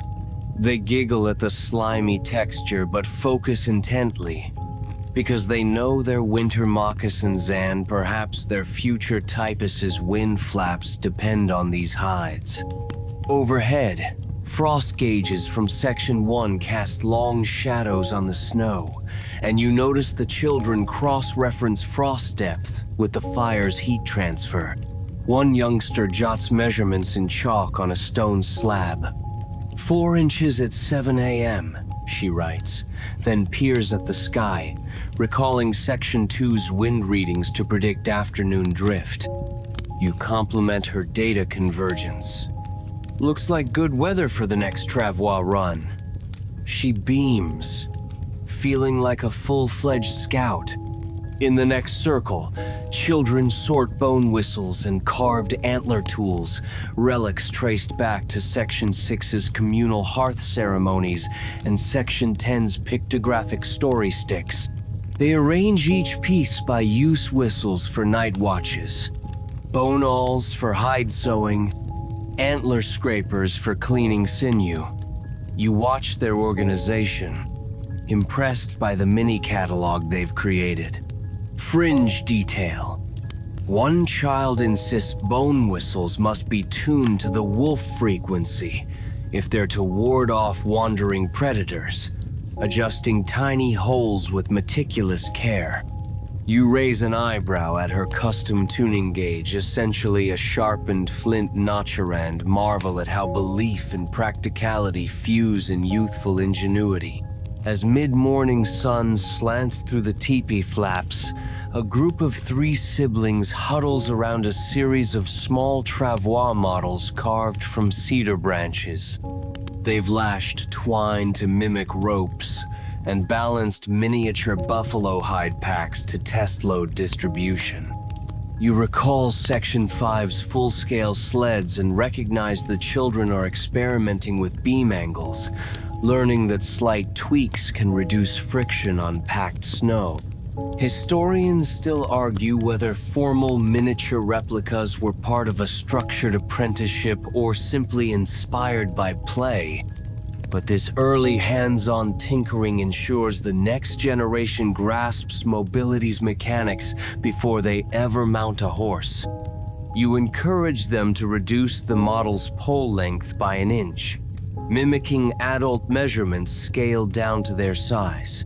When the model slides more smoothly over snow-dusted ground, they burst into triumphant laughter, proof that even a small victory in doll-sized engineering can ignite a sense of mastery.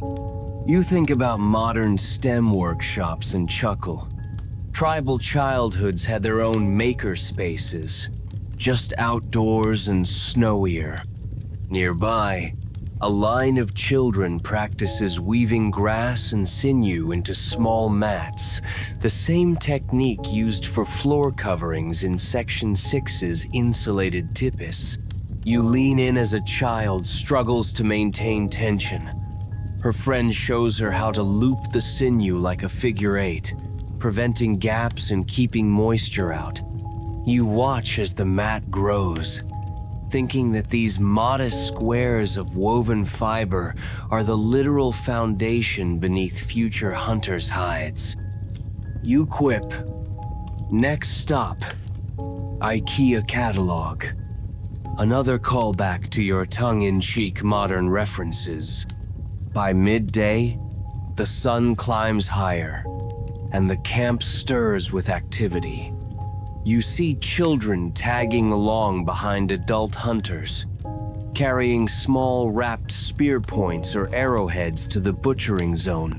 They learn to hand tools safely, to step aside if a carcass shifts, and to place hides in piles for tanning. It's a lesson in responsibility and timing. Every moment counts when the wind chill can drop 10 degrees in an hour. Fringe tidbit. Some families tied a small bell to young apron strings so that if a child wandered too far in a whiteout, the gentle jingle would guide trackers back to camp.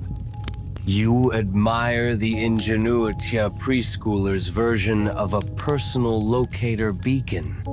As you walk among them, a child tugs at your sleeve, offering a strip of rabbit jerky seasoned with powdered chokecherry from Section 9's Chill Out Spa. She giggles. Try it? It's like maple bacon, but ish. You take a bite, savoring its sweet tart kick, and praise her flavor balance. You remind her to save some for the elder sharing as another essential lesson. She nods solemnly, clutching the remaining pile as if it were treasure. Late afternoon brings a playful challenge. A snowball target practice where children toss compacted snowballs at hanging hide discs, each disc representing a prey animal. They learn aim, strength control, and how to adjust for wind a light-hearted version of Section 8's buffalo hunts. You watch as one swift kick of wind tosses a snowball off course. The child scrambles to recalibrate, eyes gleaming with problem-solving delight. Modern aside, this is Windward Ballistics 101, minus the physics textbook. Before dusk, children assemble in a circle for the day's closing ritual, smudging with sage smoke. Each child holds a small sweetgrass bundle, passing it to the next as they whisper a promise. I will tend hearth and hide with respect, or I will guide travois with care. You feel the communal warmth rising as incense smoke drifts upward. Historians still argue whether these youth-smudging rites were purely symbolic or offered tangible psychological comfort against winter anxiety. But you see the confidence in the children's faces. They're no longer novices. They're apprentices in the art of thriving under snow. When the ritual ends, you glance around camp. The meat caches are secure. Fires are stoked by the newly trained fanners, and small game hides are ready for tanning. The tipis stand in insulated circles, warmed by communal hearths kept alive by little hands. As you stand, a breeze rattles the flaps, a reminder that winter's trials continue. Yet here, thanks to these children, the camp's future is in capable hands.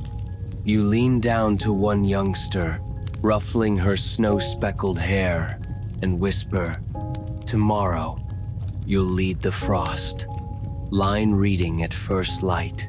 She gasps, delight mixing with nerves, and you smile, knowing she'll rise to the challenge. This is where survival truly takes root, not in grand hunts or sacred songs, but in patient guidance, playful ingenuity, and the small hands that carry tradition forward. You step out into a swirling snow squall at the edge of camp and follow the faint jingling of beadwork carried on the window signal that the winter trade caravan has arrived.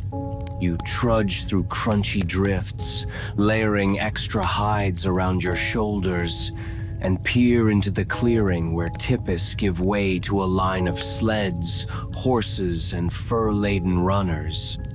This is the snowbound trade, and barter your frosty marketplace where hearth-warmed goods become currency against the chill. Mainstream fact. By the early 19th century, Plains tribes engaged in extensive winter fairs, trading buffalo robes, cured meat, and carved tools for European metal wares, beads, and horses, often gathering hundreds of leagues apart at sites like the Mandan villages and Council Bluff posts. Historians still argue whether these fairs primarily served economic needs or evolved into diplomatic gatherings cementing alliances. But either way, they reshaped tribal economies and social networks across the plains. You sidle up to a row of travois frames piled high with dried choke cherries, pouches of marrow-infused jerky. Remember that frosty jerky from Section 3? And bundles of sweetgrass.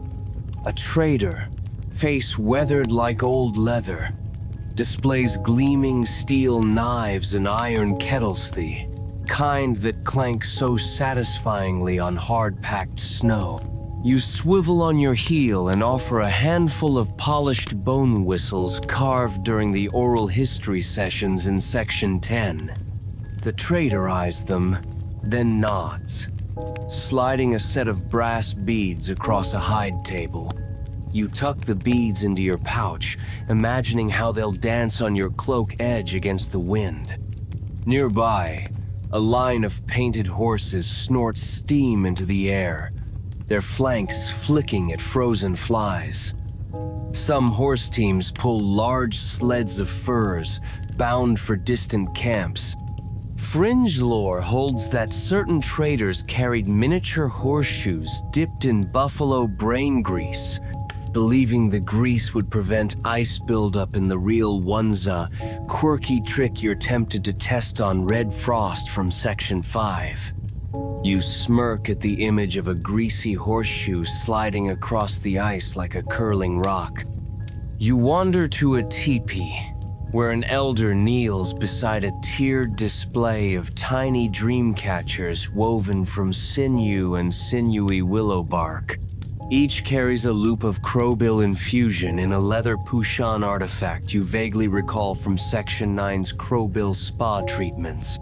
You learn that traders sometimes infused dream catchers with local herbs to seal winter blessings, a fringe practice no one quite knows if it worked, but everyone wanted one. You wink and ask, "Got any dream catchers promising a frost-free sleep?" The elder chuckles, swapping one for a handful of sweet-root tea leaves that steam faintly in your palm.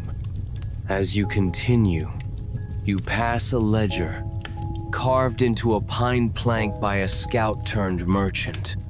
They record who bartered Wattelk sinew laced for metal awls, buffalo hide boots exchanged for beaver pelts, arrowheads swapped for trading cloth. This analog accounting is a marvel. Each notch and pictograph stands for dozens of individual trades. Historians still argue whether such records served as legal contracts or mnemonic tools for later recall. But you know that no one forgot a deal in this snowbound bazaar. You stop before a cluster of young traders' children from Section 11 turned impromptu apprentices balancing miniature travois models loaded with trade goods. They're practicing negotiation by offering scaled-down deals. A pouch of dye for a polished antler comb. You join in, offering a sheath of deerskin for a tiny brass bell, and marvel at how they mimic adult bargaining with surprising skill.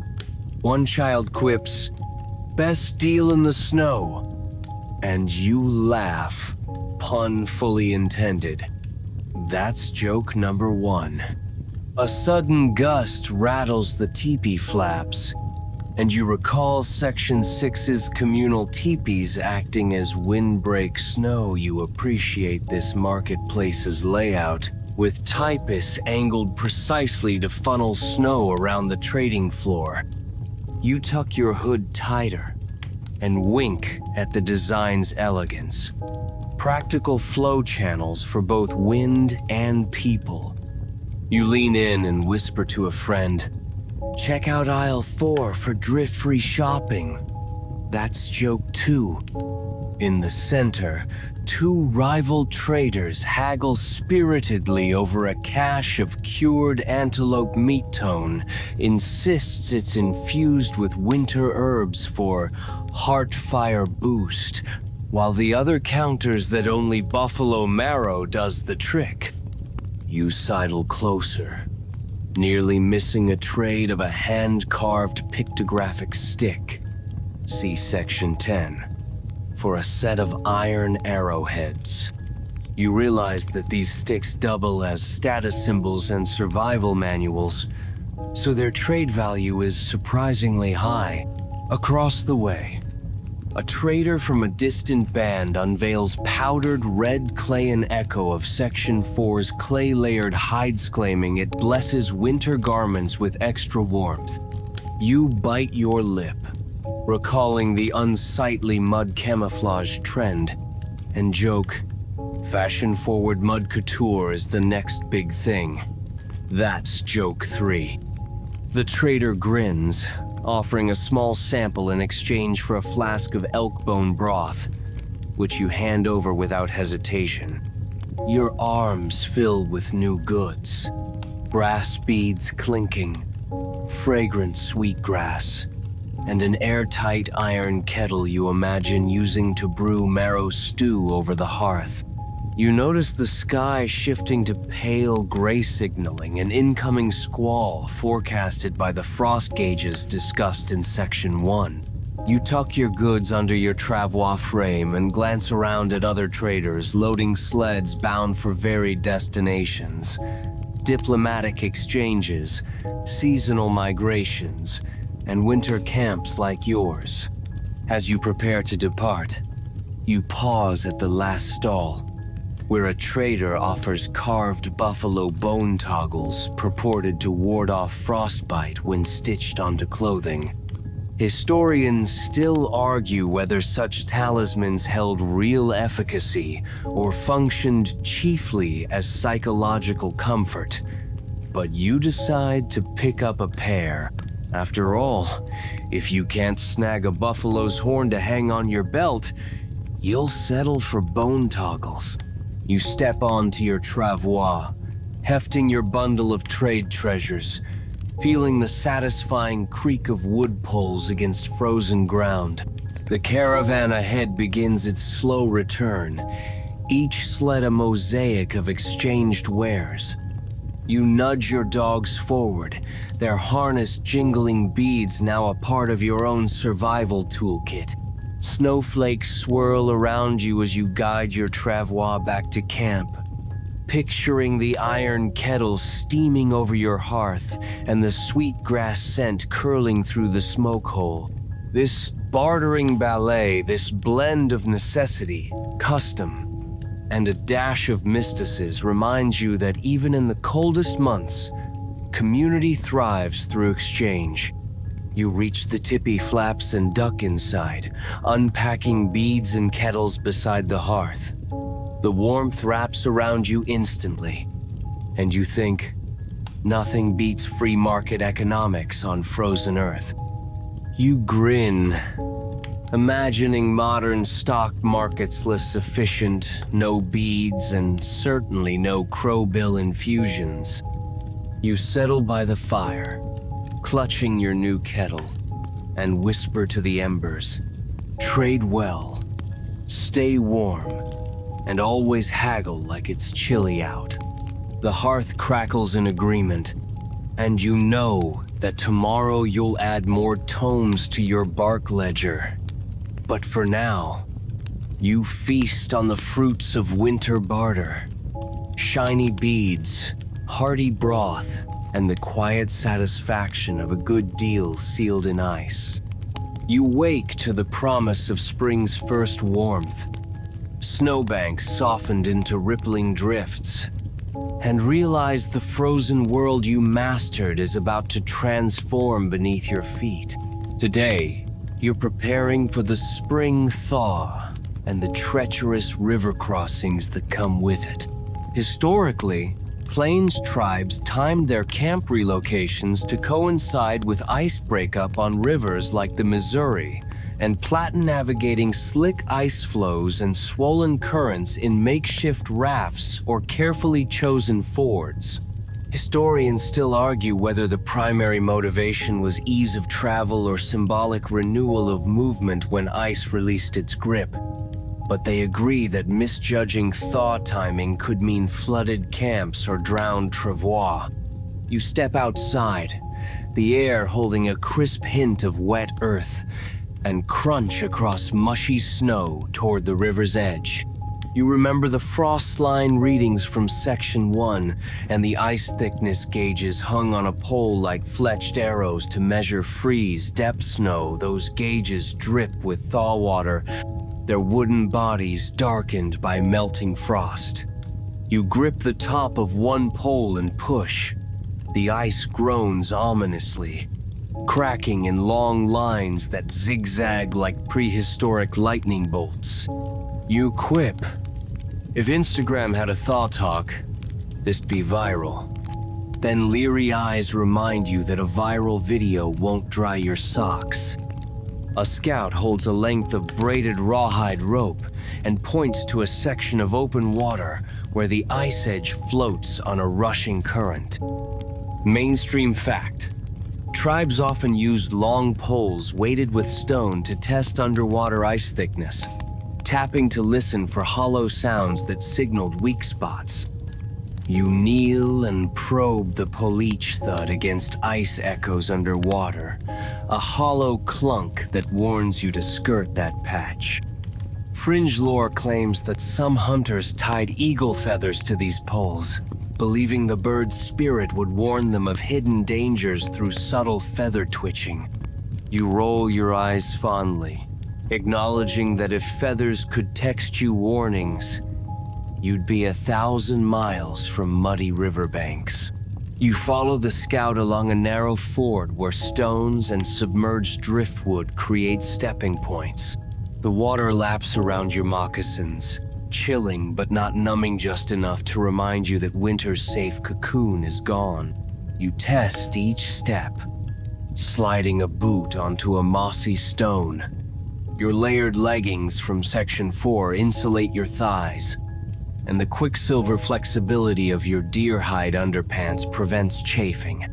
You take a deep breath, tasting the river's mineral tang and the faint promise of thawed roots beneath the surface.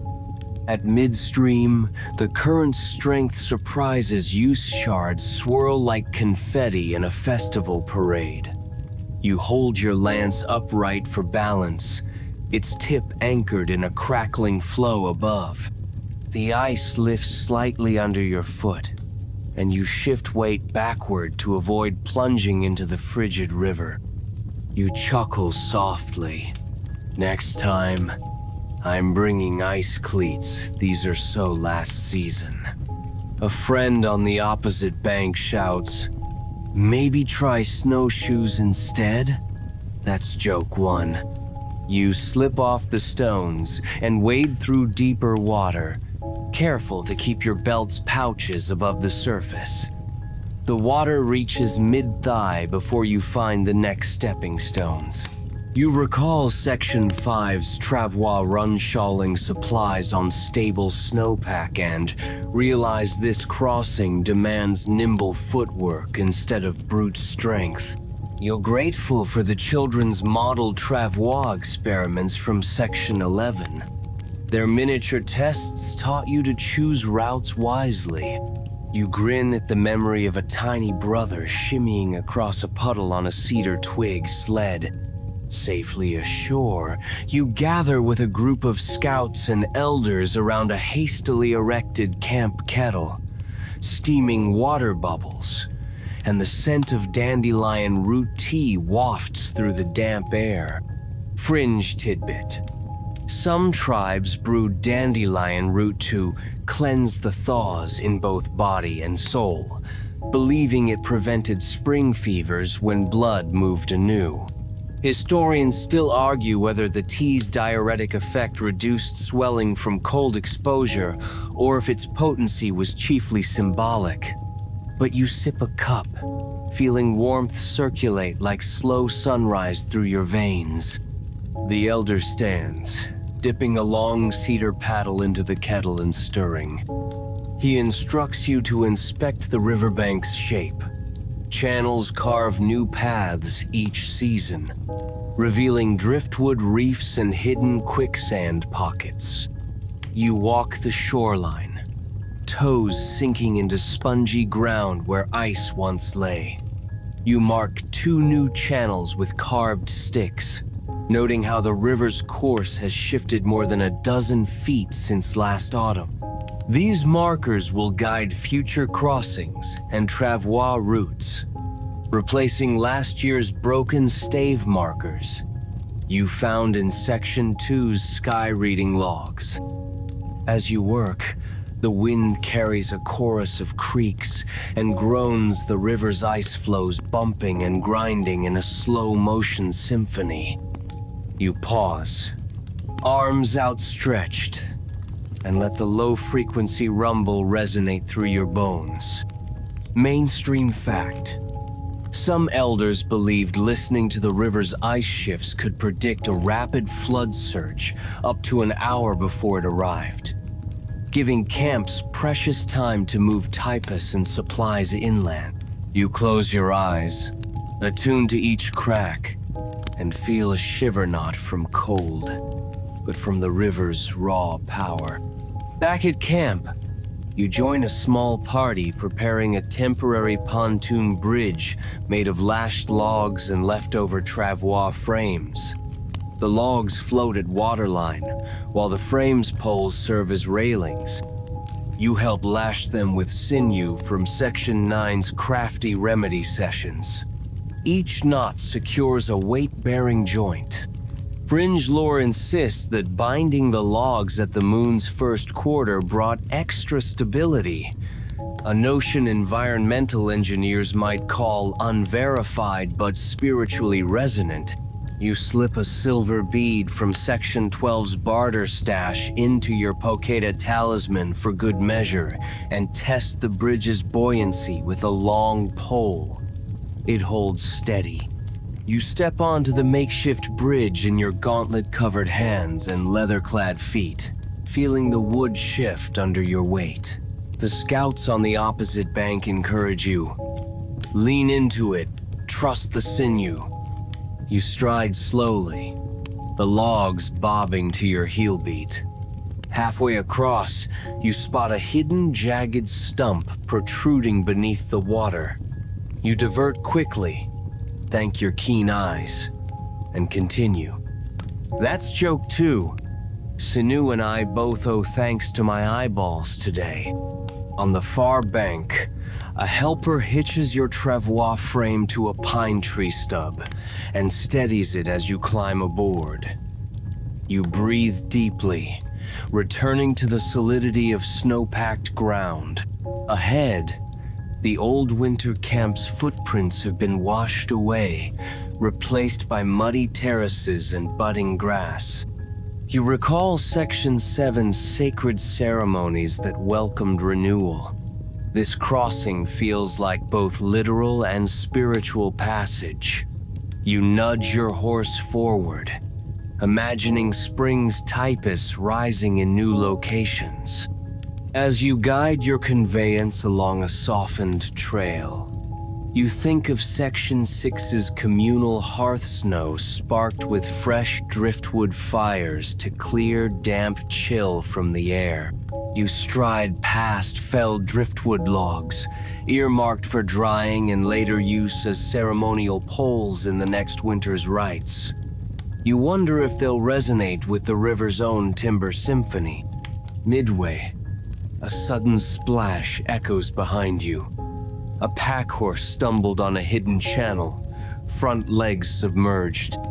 You pivot, grabbing a length of rawhide rope and dashing back to form a human chain with 3 others. You loop the rope around its neck, lean back into the current, and heave. The horse emerges, shaken but unharmed, water sluicing from its blanket. You laugh breathlessly. Who says you can't do wet rescues in buffalo hide leggings? That's joke 3. Shaking mud from your robes, you return to your travois and press on. The river's roar receding behind you. The thawed plains ahead feel alive with promise. Thawed ground for planting, renewed trade routes, and fresh campsites awaiting your skillful setup. You glance back at the river, its ice crust melting into memory, and realize you've crossed more than frozen water, you've bridged seasons. You guide your cargo to the new camp location selected by scouts, feeling spring's warmth on your cheek. The ground beneath your boots is soft, almost welcoming. You unload your provisions and set up frost gauges anew, excited to measure tomorrow's thaw. You plant your carved sticks along the bank, paddling marks now replaced by fresh cedar notches. As you heave a final burlap sack onto a travois runner, you sigh with satisfaction. Winter's grip has loosened, but your hard-earned skill size testing, pole probes, pontoon building, and emergency rescues remain etched into your bones. You smirk, thinking modern outdoor guides could learn a thing or two from seasonal adaptation honed over centuries. You look toward the rising sun, its rays glinting off wet grass and early crocus blooms. You quip quietly. Spring cleaning done plain style. Move everything, test everything, rescue everything. You turn back to the river one last time, nodding in respect to its ancient passage. Then you head toward your teepee, ready to warm by a freshly lit fire, confident that no thaw can undo the wisdom you carry through every season. You step out of your freshly lit fire's glow into the crisp evening air, the new camp's silhouette softened by a light dusting of snowmelt. You lean against the sturdy frame of a travoisseau's A-shaped poles, now repurposed as impromptu drying racks for damp blanket sand. Let your breath cloud the scene like a slow-motion exhale. Tonight, you don't just feel winter's end. You feel the weight of centuries, old debates swirling in the air, as layered as the hides on your robes. Scholars long ago noted a mainstream fact. The introduction of the horse in the early 700s revolutionized plains mobility, turning lengthy dog-powered travois runs into swift horse-drawn convoys that could cover 3 times the distance in a day. Historians still argue whether this equine shift was the single greatest adaptive innovation or simply an incremental upgrade over canine teams. but you witness its impact each time Red Frost pads past the Teepee Circlano offense to Fido. But that horsepower is hard to beat. You smile, recalling your own unforgettable dog sled experiment in Section 5, when you nearly ended up towing yourself over a drift in a tangle of rawhide. A flicker from the hearth draws you backwards. Crackle a reminder of Section 6's communal fire sand. You gather around a low bench with a handful of curious onlookers, a mediator from a neighboring band, a visiting anthropologist in buckskin, and a couple of wide-eyed children clutching pictographic sticks from Section 10. You all lean in as the debate ignites. Was Plains' resilience driven primarily by material adaptations like layered bison hides and horse travois, or by intangible cultural practices such as folk remedies and sacred ceremonies? The anthropologist clears their throat and cites cold weather gatherings as core to morale.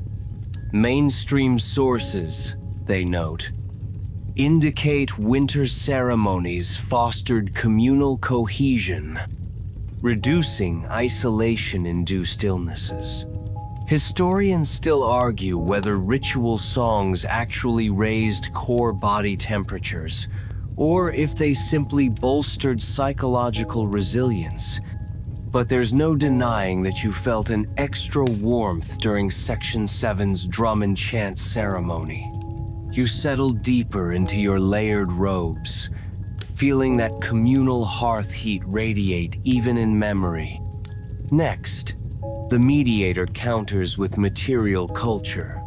You can talk ritual all you like, but without those hide layers and grease-treated seams you highlighted in Section 4, you'd freeze solid. They tap your cloak, and the borrowed brass beads from Section 12 tinkle softly, evidence of trade's role in boosting winter gear. Fringe tidbit. Some tailors once embedded quartz crystals into cloak hems, believing the stones captured daytime heat and released it at night, though skeptics dismissed it as cold weather crystal healing. You can't help but raise an eyebrow. Energy crystals on Buffalo Couture Buffalo quartz, anyone? Laughter ripples through the circle, lightening the mood and teasing out the second joke of the hour. Who needs lab-grown crystals when you've got bison bones? But the visitor persists. Historians still argue whether quartz in seams was widespread practice or isolated ceremonial flair. They add.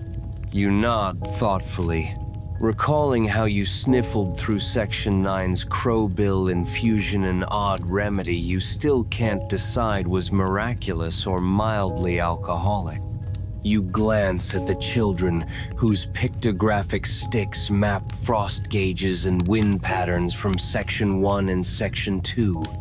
Isn't knowledge transfer itself the ultimate adaptation? One youngster pipes up. Without our elders' stories, how would we know when to bury meat or how to read the sky? The group murmurs agreement, and you realize that oral history isn't just a quaint tradition, but a living, evolving database like pre-digital ASMR archives of survival wisdom. The anthropologist smiles. Exactly, adaptation is as much about cognition and memory as hardware. But then the debate shifts to trade. Did European metal tools and iron kettles from Section 12 tip the balance? Or did tribes sufficiently innovate with native materials? Historians still argue whether imported goods simply substituted existing tools or sparked entirely new culinary and crafting techniques. You recall the satisfying clang of your new iron kettle at the hearth, contrasting with the soft ring of bone whistles you once traded away. A fresh wind gust rattles the tippy flaps, carrying the scent of sweetgrass from Section 6 and the tang of marrow stew slowly simmering in the kettle. You shiver, theatrically joke number 3. Nothing like a waft of elk broth to spark a scholarly feud. And everyone laughs. But you also catch the mediating eye of the neighboring band's elder, who reminds you that resilience also means flexibility. It wasn't a one-size-fits-all solution, they say. Some bands leaned heavily on ceramic trade pots. Others emphasized refugee mobility during harsh winters, constantly relocating camps rather than stockpiling.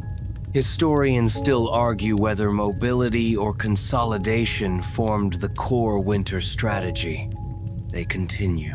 Some contend that constant movement kept families away from heavily hunted grounds, while others argue that establishing large communal caches in a single locale maximized resource use. You sense both arguments hold truth. You yourself stocked meat caches in Section 3's pit and relocated Tippis after the thaw in Section 13. The dual strategies weren't contradictory but complementary winter's paradox. Stay put or keep moving. Plateau or pivot. You shift on the hide bench, feeling the polished wood cool beneath you. The anthropologist flips through a weathered notebook of drawings, comparing buffalo jump sites to winter hunt ambush points. Hunting tactics adapted seasonally too. Summer buffalo jumps versus winter ice channels, they observe. Historians still argue whether these represented gradual innovation or entirely separate traditions. You nod, remembering Section 8's adrenaline-fueled winter hunts that exploited ice flow's brilliant, brutal, and brutally effective. A hush falls as a rival elder reaches into a pouch and produces a carved bone toggle from Section 12's barter saga. These little gadgets, he says, were both talisman and toggle practical grip enhancer and spiritual frost repellent.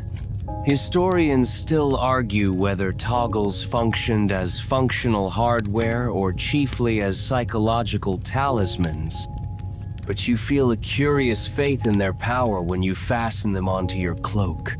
You tighten yours now, the bone edges biting into your fingers just enough to remind you devices, even tiny ones, can amplify your confidence. The debate loops back to the role of architecture. One scholar mentions Section 6's insulated Tippis, packed with snow and sealed with layered hides. Some believe the circular layout itself improved thermal efficiency by reducing wind exposure, they say. Others claim the arrangement symbolized social equality, reinforcing communal bonds essential for winter survival. Historians still argue whether the architectural form emerged from thermal physics or social ethos. But as you look around the ring of tents, glowing softly under lantern light, you feel both warmth and fellowship in every curve.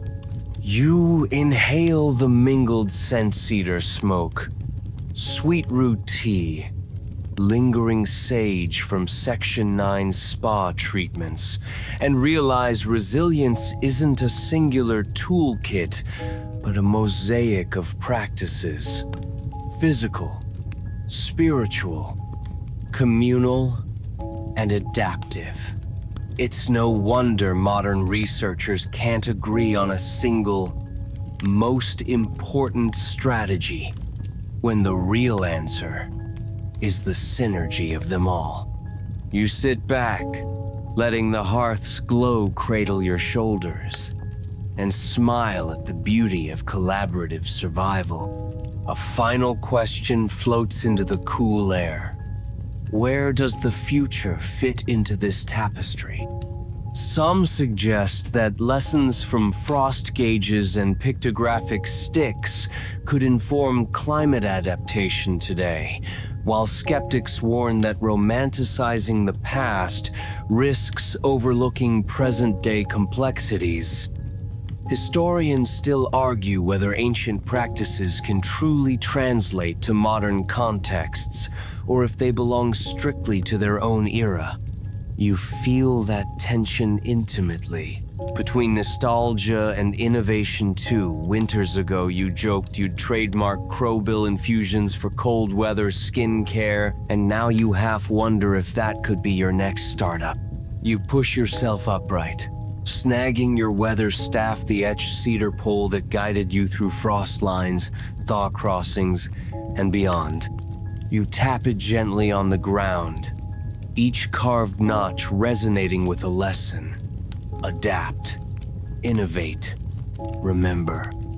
You tuck it by the hearth, a quiet promise that these debates will continue long after your embers fade. For now, though, you rest in the glow of tonight's discourse, warmed not just by the fire but by the shared conviction that survival isn't solitary, it's a chorus of voices, past and present. You turn back to your companions and give a soft nod. So, next time, let's settle this over marrow stew and bone whistles, you say with a wink. They laugh, and you realize that the debate might never end, but neither will the laughter, the warmth, or the resilience that binds it all together. You emerge from your teepee at first light, the new camp, a mosaic of practice and promise, and realize that the winter wisdom woven into every hide seam and travois pole now guides you far beyond the frozen plains. You stand at the edge of a research outpost measuring permafrost thaw, a modern echo of the frost gauges you hung outside Typus in Section 1. Mainstream fact. Contemporary climate scientists deploy remote sensing sensors and automated frost probes to track ground temperature changes, a high-tech counterpart to the wooden stakes and metal cups your ancestors used. Historians still argue whether the original frost lines were precise enough to forecast seasonal shifts or functioned more as symbolic markers. But now you see both data points, and you're comfortable translating between them. You walk between solar panels and wind turbines that spin like iron tomahawks against a pale sky, and you can't help but notice the resonance with the wind readings from Section 2. Fringe tidbit. Some experimental engineers have begun installing wind cairns, stacked stones embedded with anemometers that echo the ritual cairns once used by scouts to mark prevailing wind corridors. You laugh at the poetic continuity, past and present mapping the same invisible currents, one with feathers and sinew, the other with blades and microchips. Beside the research lab, a hydroponic greenhouse glows with warm light, feeding crops through harsh winters. You remember Section 3's cured meat storage, and Section 9's elk marrow brothies. Greenhouse vegetables may lack marrow's richness, but they represent a shift from preservation to production. Historians still argue whether modern food systems can integrate ancient preservation techniques to reduce waste, but you're eager to blend smoked jerky with hydroponic greens food security's frontier. You slip into a heated research jacket lined with synthetic fibers inspired by bison hide designs from Section 4. Mainstream fact. NASA's extreme cold suit prototypes incorporate multi-layer insulation and moisture-wicking liners that owe conceptual debts to indigenous hide layering methods. Historians still argue whether these parallels arise from direct technology transfer or convergent evolution of insulation science, but you nod as your jacket holds you snug against a bitter wind. Out on the tarmac, driverless vehicles equipped with GPS traverse the site, guided by algorithms that mimic the animal trail-based navigation your ancestors followed. Fringe lore. Some algorithm researchers jokingly call their path, finding subroutine Coyote Trail, claiming it outperforms conventional GPS in whiteout conditions. You smirk, recalling Section 2's coyote whistles and prairie dog signs that once formed the era's most reliable weather network.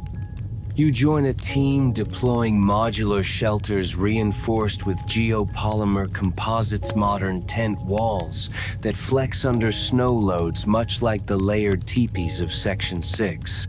Mainstream fact. Thermal modeling shows dome-shaped structures minimize wind stress and heat loss, a principle your ancestors discovered intuitively with circular tipi layouts. Historians still argue whether communal roundhouses in colder regions influenced Plains tipi form or if the design emerged independently. But here you are, living proof that some architectural truths transcend time. In a data center glowing red with server racks, you spot a carved cedar staff leaning against a consulia ceremonial gift from local tribes to the research director. It's etched with symbols from Section 10's oral histories and Section 11's children's pictographs, testifying that memory anchors cutting-edge science. Fringe detail. Some coders swear that placing the staff nearby improves machine uptime, a bit of cultural placebo, or perhaps a deeper synergy between land, lineage, and logic. Later, you attend a conference on Arctic adaptation, presenting a paper on integrating Travois-inspired cargo transport for remote communities, a riff on Section 5's horse-drawn sleds. The audience questions whether repurposing ancient transport methods is feasible at scale. Historians still argue if the Travois' simplicity can coexist with modern regulatory standards, but you demonstrate prototype modular runners that clip onto snowmobiles, bridging centuries of innovation. Finally, you stand before a group of students, sharing the night songs of Section 7 and the sacred chants that once rallied warmth in communal gatherings. You point out parallels with contemporary group wellness ritual sound therapy sessions led by therapists who, unwittingly, echo those low-frequency drumbeats. Historians still debate whether winter ceremonies had measurable thermal effects or served purely psychosocial roles. But you invite the students to feel the vibration in their bones and judge for themselves. As dusk falls, you return to the perimeter for a final frost probe, recording data for both scientific logs and your own Frostline journal. You pause at the edge, watching sensor lights blink against the darkening sky, and you think of every section from early frost readings to spring thaws, from children's lessons to marketplace barters. You realize the legacy of winter wisdom doesn't end with memory or monument. It lives in every sensor, shelter, and song that carries forward the resilience of your ancestors. You smile, knowing that the coldest nights taught enduring lessons. Adaptation is layered, survival is communal, and wisdom evolves but never disappears. You trudge back to the heated camp, ready to rest, reflect, and prepare for another season of discovery beyond the plains. Wind down, As you sink into the soft hush that follows your evening duties, let your breath slow and your thoughts drift like snowflakes, settling gently to the ground. Feel the warmth of the hearth fading into a gentle glow, its embers a quiet echo of the roaring fires you stoked in communal typus. Allow your limbs to soften, each muscle releasing the day's tension until you're weightless in your layered bedding. You are safe now, wrapped in the embrace of both ancient wisdom and modern comfort. Imagine the frost gauges outside your window, their simple cups now empty of crystalline formations. Nature's delicate sculptures have dissolved into thawing promise. Picture them reset for tomorrow's dawn, ready to capture the first whispers of cold. A reminder that every cycle renews itself in patient repetition. Let that cycle soothe you, a lullaby woven from years of observation and adaptation. Think of the wind cairns marking invisible currents, their stacked stones whispering guidance to both scouts and satellites. Let the stone's silent counsel fill your mind. You are guided, you are prepared, and you are part of a continuum that spans generations. In your dreams, may you walk those windswept ridges, feeling ancestral spirits stir the air at your back, urging you onward. Recall the taste of elk marrow broth, its rich warmth pooling in your chest, and carry that sensation into the stillness. Let each heartbeat pulse with that sustenance, a quiet drum beneath your ribs that echoes the ceremonial songs beneath the northern lights. With each rising note in your mind's ear, feel your spirit buoyed against the chill of night. As sleep gathers its soft wings, remember the children's laughter by the fireside, their tiny hands mastering tasks that kept whole communities together. Their joy is a spark that remains bright, lighting your own path through seasons yet to come. Carry it with you, a flickering ember that no wind can fully extinguish. Now, dim your thoughts like the glowing embers. Allow them to drift beyond reach and sink deeper into gentle darkness. Tonight, you rest in the legacy of winter's embracia, tapestry of stories, structures, and rituals that cradle you in enduring warmth. Good night, and may your dreams be as soft and deep as freshly fallen snow. Sweet dreams.